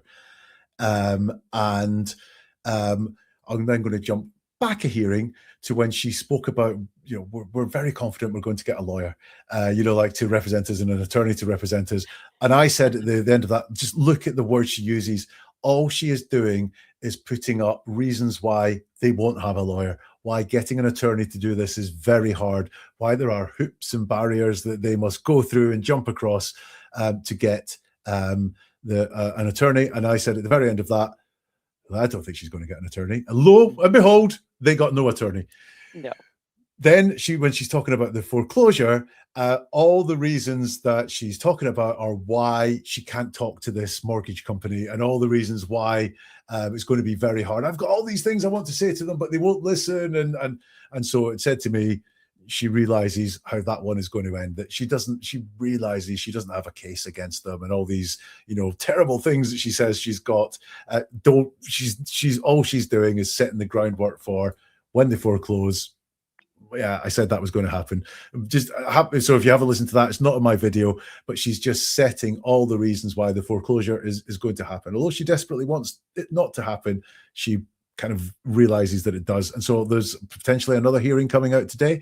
Yeah. So I would be listening for, if Jan talks, that exact same thing where she seems to have this pattern in court of, number one, just not saying great things about GoFundMes, but number two, looking like she wants to look really confident and things are going to get sorted, but her language leaks that she has really low confidence that things are going to get sorted. I think she thinks, and maybe quite rightly, if she projects this confidence, then the court's going to go with her and people are going to give her the benefit of the doubt that these things can get sorted, which, I think is quite a reasonable thing to want to do in court. I don't think she's lying at all. I think her language is just betraying the lack of confidence she has that the outcome is going to be successful. So I'd be listening for that as well. When in the last hearing, when she's talking about asking if the foreclosure can be stayed, right?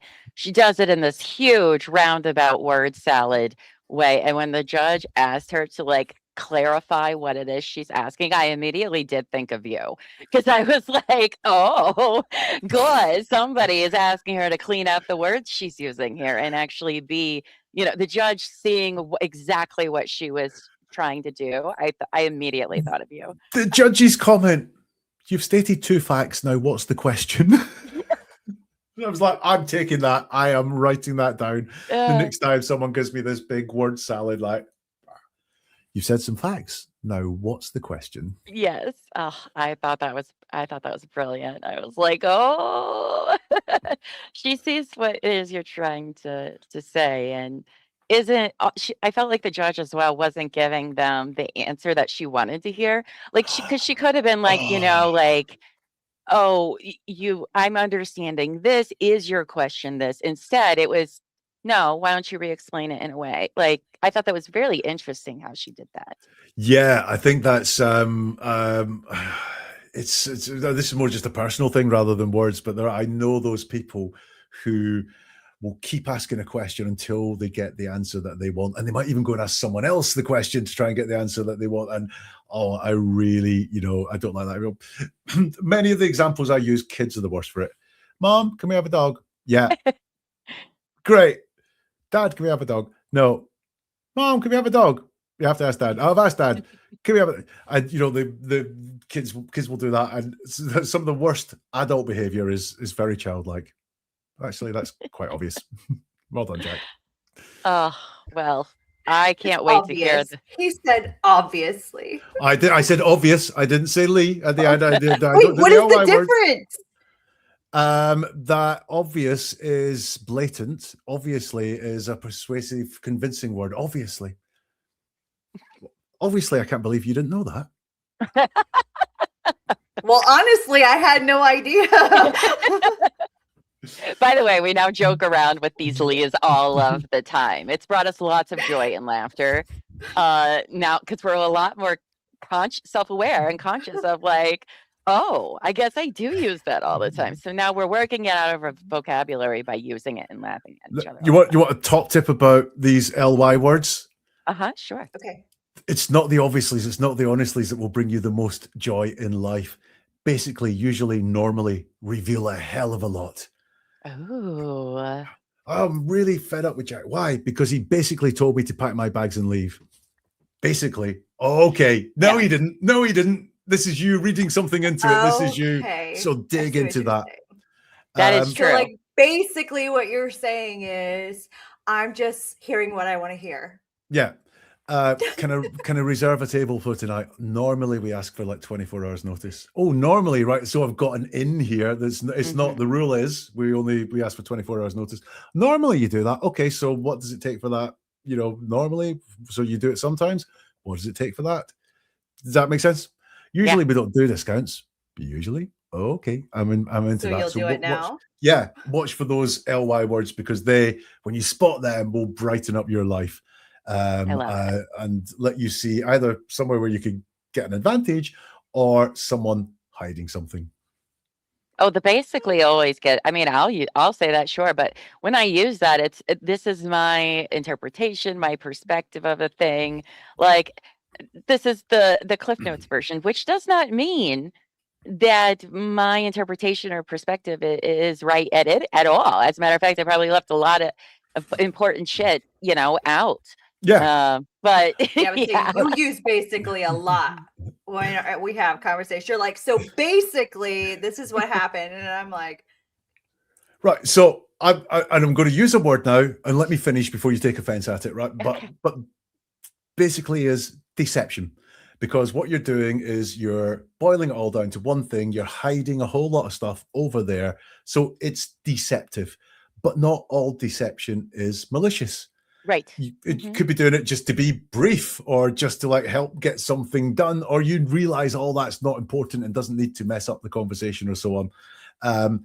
But that friend that says, basically they told me to leave, maybe being slightly more malicious and really not saying their part in the conversation, or the fact that he said, if you're not going to stop cheating on me, then you need to leave. Well, all of a sudden that is basically he told me to leave, but it's also saying that actually he's not the one in the wrong, you're the one in the wrong. And that's that more malicious deception of basically, so not all deception is malicious. We talked about confidence earlier as how sometimes confidence will lead us to over explain or hide things or, soften things or so on. That's not malicious. That is not, someone saying, I'm pregnant and you've got to take a DNA test and I'm going to haunt you for the rest of your natural life. That's malicious. But not all deception is malicious. I agree with that. I mean, we're just humans. All right. Humans are messy. We're complicated. Things we do, we don't even realize we're doing a lot of the time. And so why I feel like intent does play a role to some degree in things. Sometimes things just happen. You just say things a certain way. It doesn't mean you're, X plus Y doesn't always equal Z, I guess is what I'm saying, So I agree. But I am a basically user, and that's usually just to like save you time. But I also will be like, go listen to it for yourself. I mean, I'll tell you what's there, but you go listen to it, form your own opinion. Don't just trust I mean, sometimes Buff and I we'll be listening to the same thing. What was it the other day? I was so tired and I kept giving the wrong information. It was not what was happening. And Buff's I like, was like, that's is not, that what and I you was like, heard? "What?" Are we watching the different things? And she's like, just don't listen to me. Just defer to Buffy because apparently I don't hear it. I'm like, that is not what she said. Tiredness can do many strange things. Absolutely, I can. Absolutely. There's a lead. No, I'm just kidding. Well, Jack, listen, we appreciate you coming on and talking with us. I love this subject. It was never something I had really thought a lot. Well, I mean, I read a lot and things like that. I do pick up, when you read stuff, there's a lot to pick up there. But I didn't realize that there were people that actually do this with lots of things like you do. And I thought that was really interesting. Because you got to kind of make yourself stand out a little bit on the internet. And I think what you do is actually really helpful. Especially, not everyone is good with like context clues in the situations or things like that. So I think you have a lot to bring to the table with what you do. I don't know. Some people might be like, well, it's not based on science or whatever. It doesn't have to be. I mean, it's pretty solid. To most degree. But anyway, like we really appreciate you coming on and talking to us because we know you're a busy guy. You definitely have to come back. We'll have to schedule something in advance where we All can the talk OI more words. about Pam. We can talk more about Parker and Shrilla and whatever else is because there's just endless things to talk about all of the time regarding these things, right? People posting on the Yeah. internet is just never. You have job security, is all I'm saying. You picked a really good niche for job security. People are always saying dumb shit. People are always saying dumb stuff. That's for sure. I can't wait to hear your thoughts on maternal instinct. That will be that'll be interesting. I'm very well. I know it's going to be sad. It's a horrible story. But I mean, unbelievable. sorry, it's just to. I know you want to get off, but No, for a woman to do that, for anyone to do that, horrific. Yeah. For a woman and a woman that has had children. That's one of those crimes where there is like there are some crimes where like you can see the perspective of how it got there. It doesn't mean you condone the crime, right? But you're like, I can see how we got here.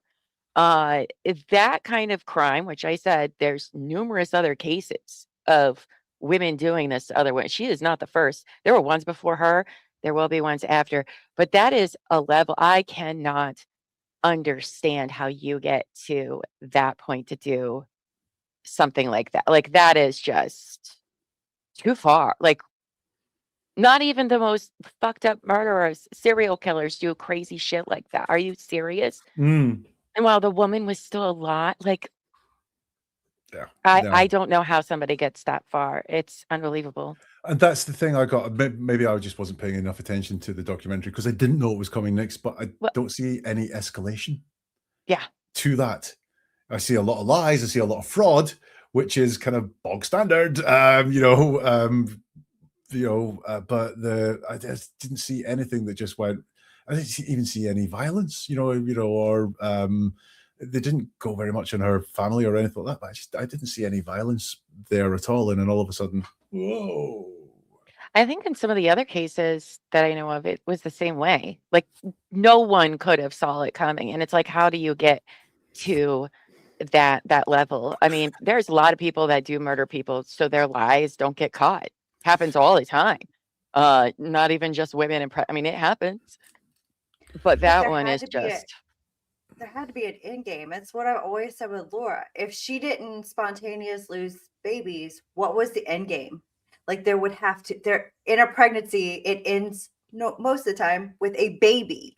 So when you fake a pregnancy, there's a baby at the end. I could sit here and speculate for ages on that one. Right. I did think kind of. Sorry. Makes sense. Oh, I was just going to say it just doesn't make any sense what people think. Oh, I think in terms of the pregnancy, I've looked at quite a lot of what she sent to Clayton and the dating contracts and so on, and it's really a cover for having sex.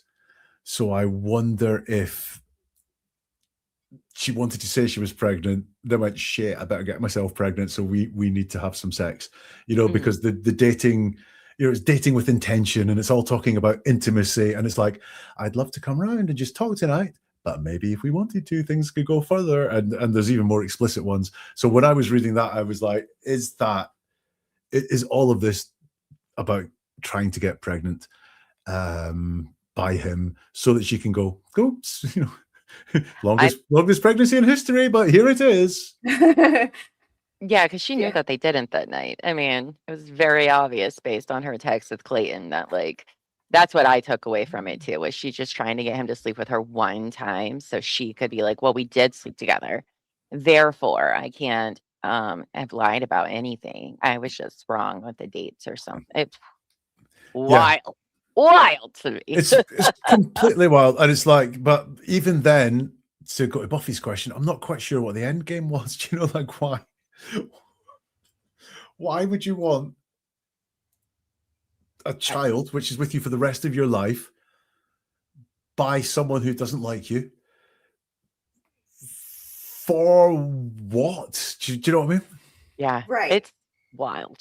It's wild. Because what if he'd have said yes? Like, let's have the babies. Let's do it. Like, do you have to? Oh, why have to have a baby now? Because I got to keep him, right? Well, that is something. So I've in the Mike Maricchini text and also the Clayton things, I wonder what would happen if they said yes, let's do it, because I'm not sure if she really wants that yes, especially from Mike. It's almost like she wants the no so she can go, right, you're a bad person. Do you know what I mean? Right, right. When you say, all of a sudden, when you say no, I become the victim. I've got what I wanted. I've got my status. I've got all the stories to say about you led me on and then rebuffed me. And, I've tried to be so nice and say what a great future we have. Because if you read her text to Mike, they're they're very rarely about now. It's always like, I know I can be the best girlfriend in the future. Never about just being the best girlfriend today and, having a relationship in the now. It's all future paced. And it's just, I think that's one of the reasons I'm fascinated with that case is I can't figure her out as to, I can see what she's up to, but why? No. Yeah, the why is, I have yet, because, some people are like, oh, it's because she wanted to have, no, she did not want to have a baby.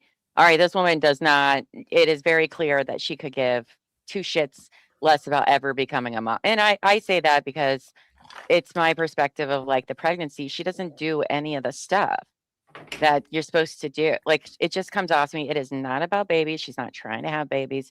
It's about the man. And I don't get her. I think that's why we're all captivated about it, because some things with her are very predictable. Once you see the crazy pattern, it's there kind of, but she's also always a wild card at the same time. And we are. It's interesting. Sorry, I cut right across you there. I apologize for that. That's okay. I was just going to say, when some things are about her are very predictable, we are all, I'm sure, ready for a medical emergency at some point in the next 4 weeks. That means, I can't turn up for court. Yes, I agree. Yeah, it's going to happen. It's going to happen. But what is it going to be about? It's the same with her parents in this bankruptcy. How's Jan going to get this in by the 10th? What's going to happen? We don't know. We know something is going to derail this somehow, because it always does. What though? Because the lengths they go, I was saying this as we were, covering things, that wherever I thought the line would be for Laura, especially her, it would go way past the line in ways that, like, none of us would have ever saw. Like, what?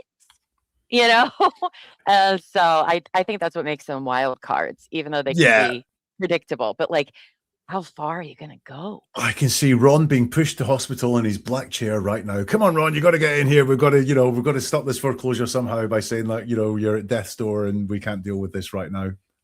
Yeah. And that's when people, when they get into those kind of desperate corners, can do things that nobody saw coming, that aren't great choices. I mean, I'm not saying that that's what they're going to, but that is how people when they're backed into a wall, they'll do things that aren't great.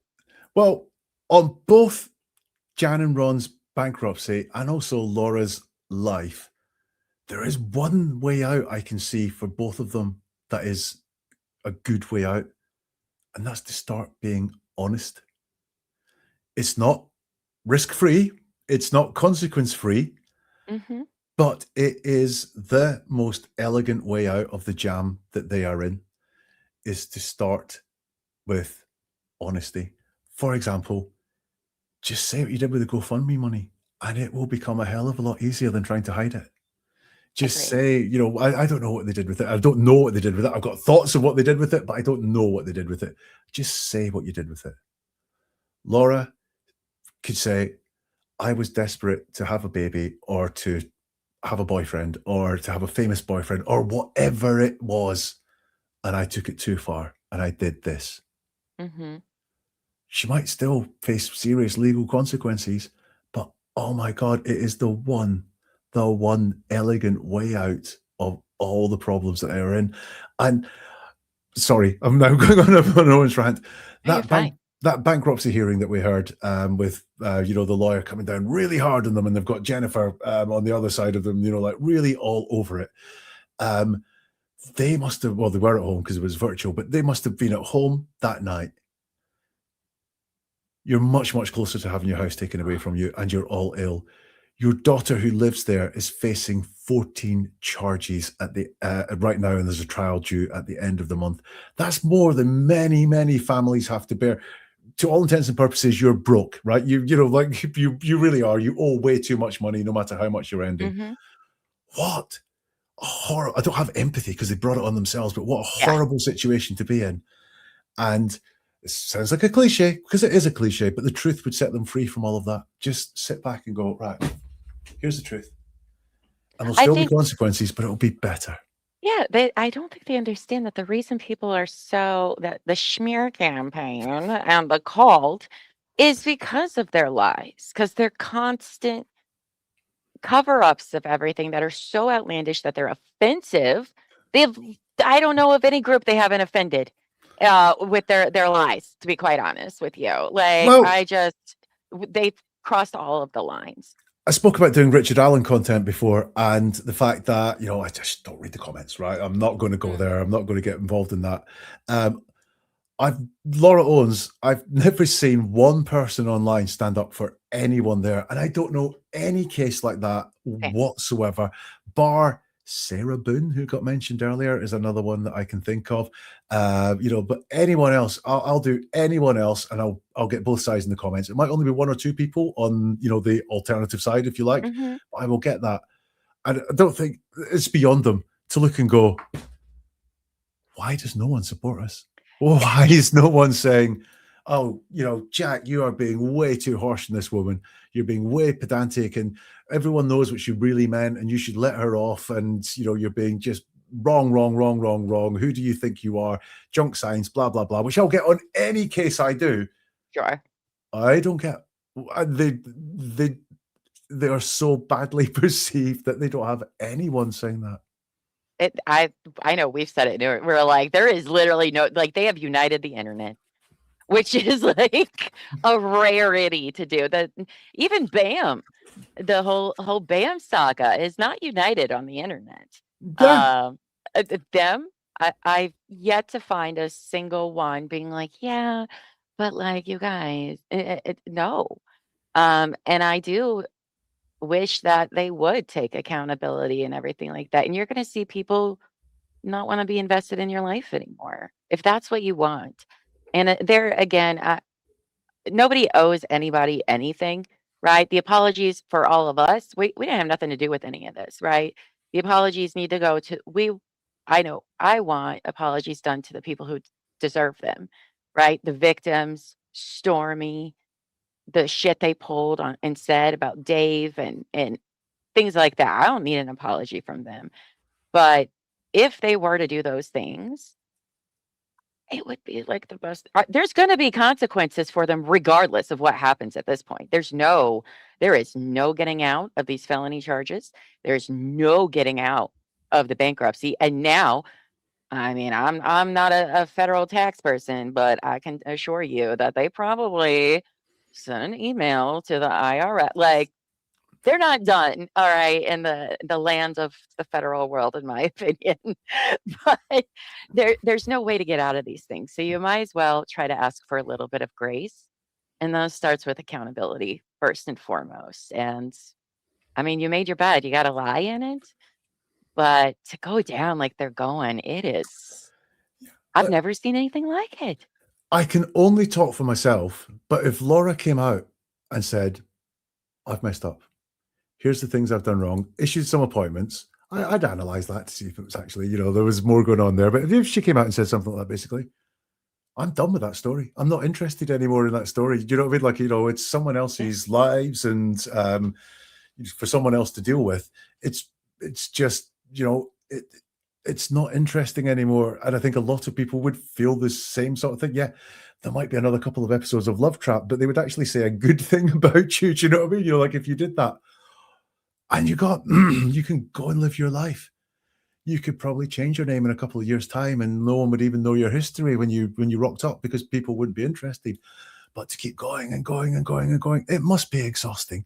It really must be exhausting. And the stress, the whole worry.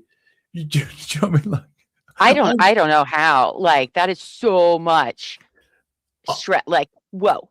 I woke up in the middle of the night a couple of nights ago and thought, Christ, I was supposed to do something last week and I didn't. Yeah. And I couldn't get back to sleep. What will people think of me because I didn't do it? And I need to remember to do it. And what happens if the fact I didn't do it has got some knock-on consequences? And it was a really tiny little thing, and whatever.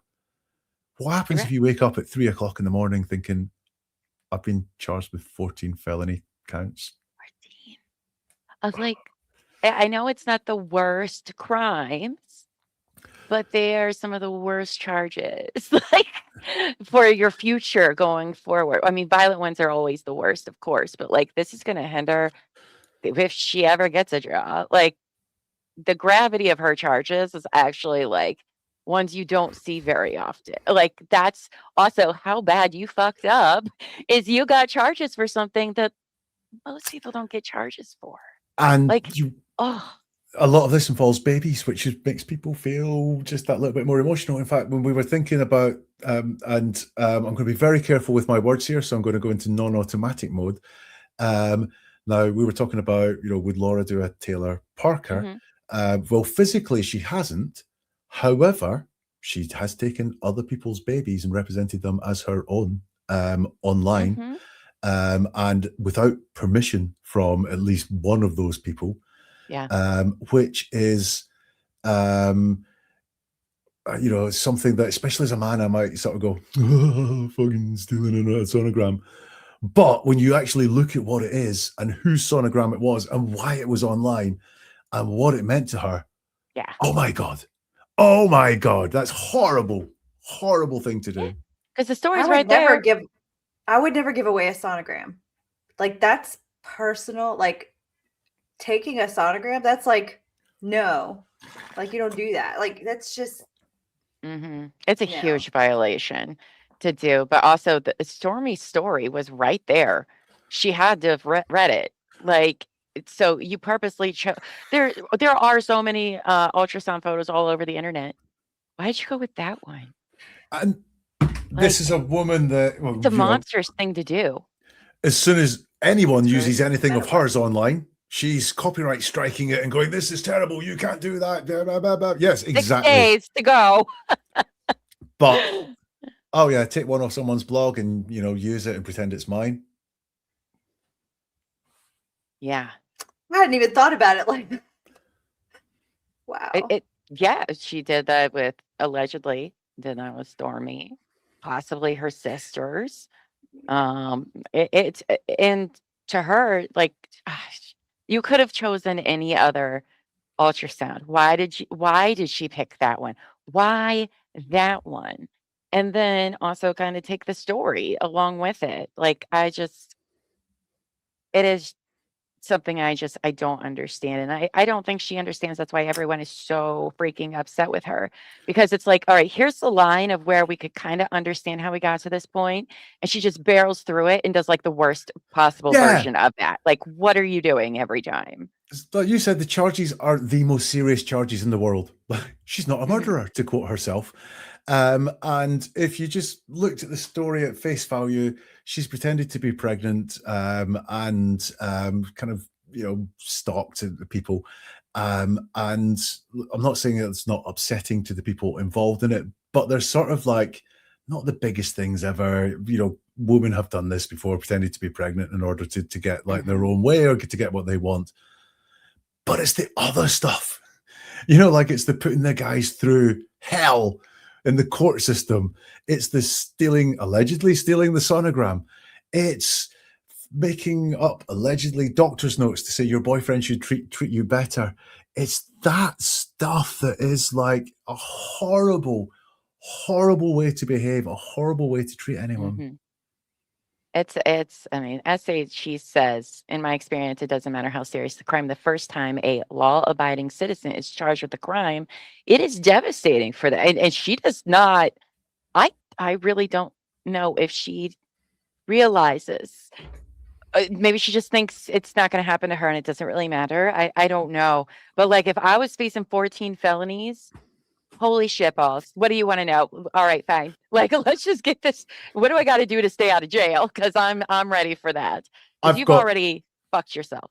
I've got two things on that. Number one is that my belief, and this is just my belief, it's really not based on very much, is that she doesn't think very much of consequences. She thinks, what do I have to say today to get me out of the jam I'm in right now? True. And then there's another jam the next day, which is caused by the thing that she said to get her out of that. And it's just, how can I move? It's why we got the Planned Parenthood in Mission Viejo suddenly becoming California, because that was the way to get out of it right there and then. But it's led to other things. The other thing is, to be fair, in terms of how outwardly prolific she's been very quiet since she was charged. A couple of Medium blogs, but no, screeds and screeds and screeds of things out every other week.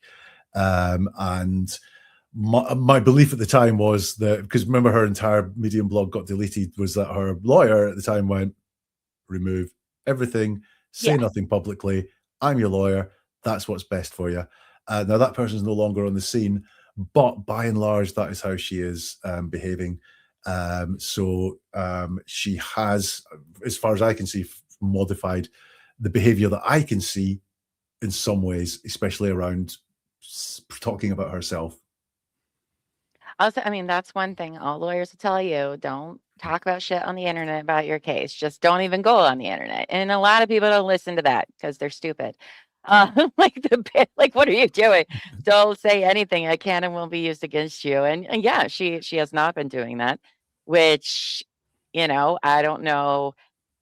I think it got through. Well, even because we just wrapped up the Clayton part of the story, and it seemed like sometimes her lawyers could control what she does, but most of the time they couldn't, right? She would go posting stuff anyway, and then her lawyers would find out later from Nick or whatever. So you are correct that now that since she's had these charges and stuff, she was able to pull back that impulsivity, if you will, that need to say things on the internet, which never help her. Ever. Yeah. She's you think about Love Trapped, which took her story onto a whole new level, and there's been no blogs about that or anything that's like, this is the truth behind Love Trapped, this is what really happened. There's been none of that at all. She's kept it all very quiet, so she's either learned a bit or taken advice. Yeah, except for her one blog post about that Kristen girl that saw her at the horse thing. Yeah, she has done. I'm not saying she's been completely quiet, but compared to, of all the things she wanted to talk about, it was Kristen at the horsey show. I've got a theory on that, which is that there is something wrong in that affidavit that Kristen put in. The dates are wrong or something like that. And Laura's got that one bang to rights. If you know what I mean, like, Gotcha. you know, like yeah. You said I was there at 1:30 on Tuesday, and I was there at 4:30 on Tuesday. Therefore, everything's wrong. Everything's wrong, and I've got you. I think it's something like that in it. Yeah, when I saw that, I was like, but she's been so quiet. Like, what about that really struck a nerve that your lawyer definitely told you, don't be on the internet. You were abiding, but that one, she was like, nope, motherfucker, I'm gonna write all about this course. So I, I just was like, oh, okay, what a weird thing to get your truth out on at a time like this. But okay, girl. All right. Well, Jack, it has been a pleasure talking to you. Always enjoy your company, and I hope we get to talk more in the future about all sorts of things. But go ahead, before we go, plug your channel again, or in your social media or your web, whatever you want to plug, please do. Yeah, if you search for Jack Fox, never a truer word, on a search engine, you'll find whatever it is you want from me, whether it's podcasts, whether it's videos, whether it's finding me on the socials. Just search for Jack Fox, never a truer word. And if you just want to learn a little bit more about words, how people use them and how you use them as well, then do check it out. And I think you'll like, and you'll learn at least one thing from looking at that. Right? Obviously, guys. Hello. No, I'm just kidding. No, we'll definitely be listening. Buffy isn't. Buffy. But I was gonna say, honestly, I probably won't. No, I'm just not into that. No, I'm that's just kidding. I will. That's not true. Well, thank you so No, much I for will. being on with us. We are Now I'm gonna welcome be back at any hyper-focused. time, whatever, whenever. I know our time zones are different, but we would love to meet up with you again. But yeah, Buffy, do you want to say anything before I sign us Nope. out for today? If I say No. anything else, I'm gonna say it wrong. No, not at all. All right, friends. Well, thank you again. Again, the link in the description for Jack's channel. We'll add the website and stuff too. I don't think we did, and I apologize for that. I kind of forgot about that. Like I'm the writers of Game of Thrones or something. Oh. Danny just forgot about the fleet. Anyway, sorry, I had to get a nerd comment in there when I can. But until later tonight, friends, join us at 8 p.m. Eastern for Terry and I to talk about maternal instinct. And you could hear my thoughts afterwards. So I'm very excited about that. But until next time, friends, go forth and be amazing. All right. All right. Bye, guys.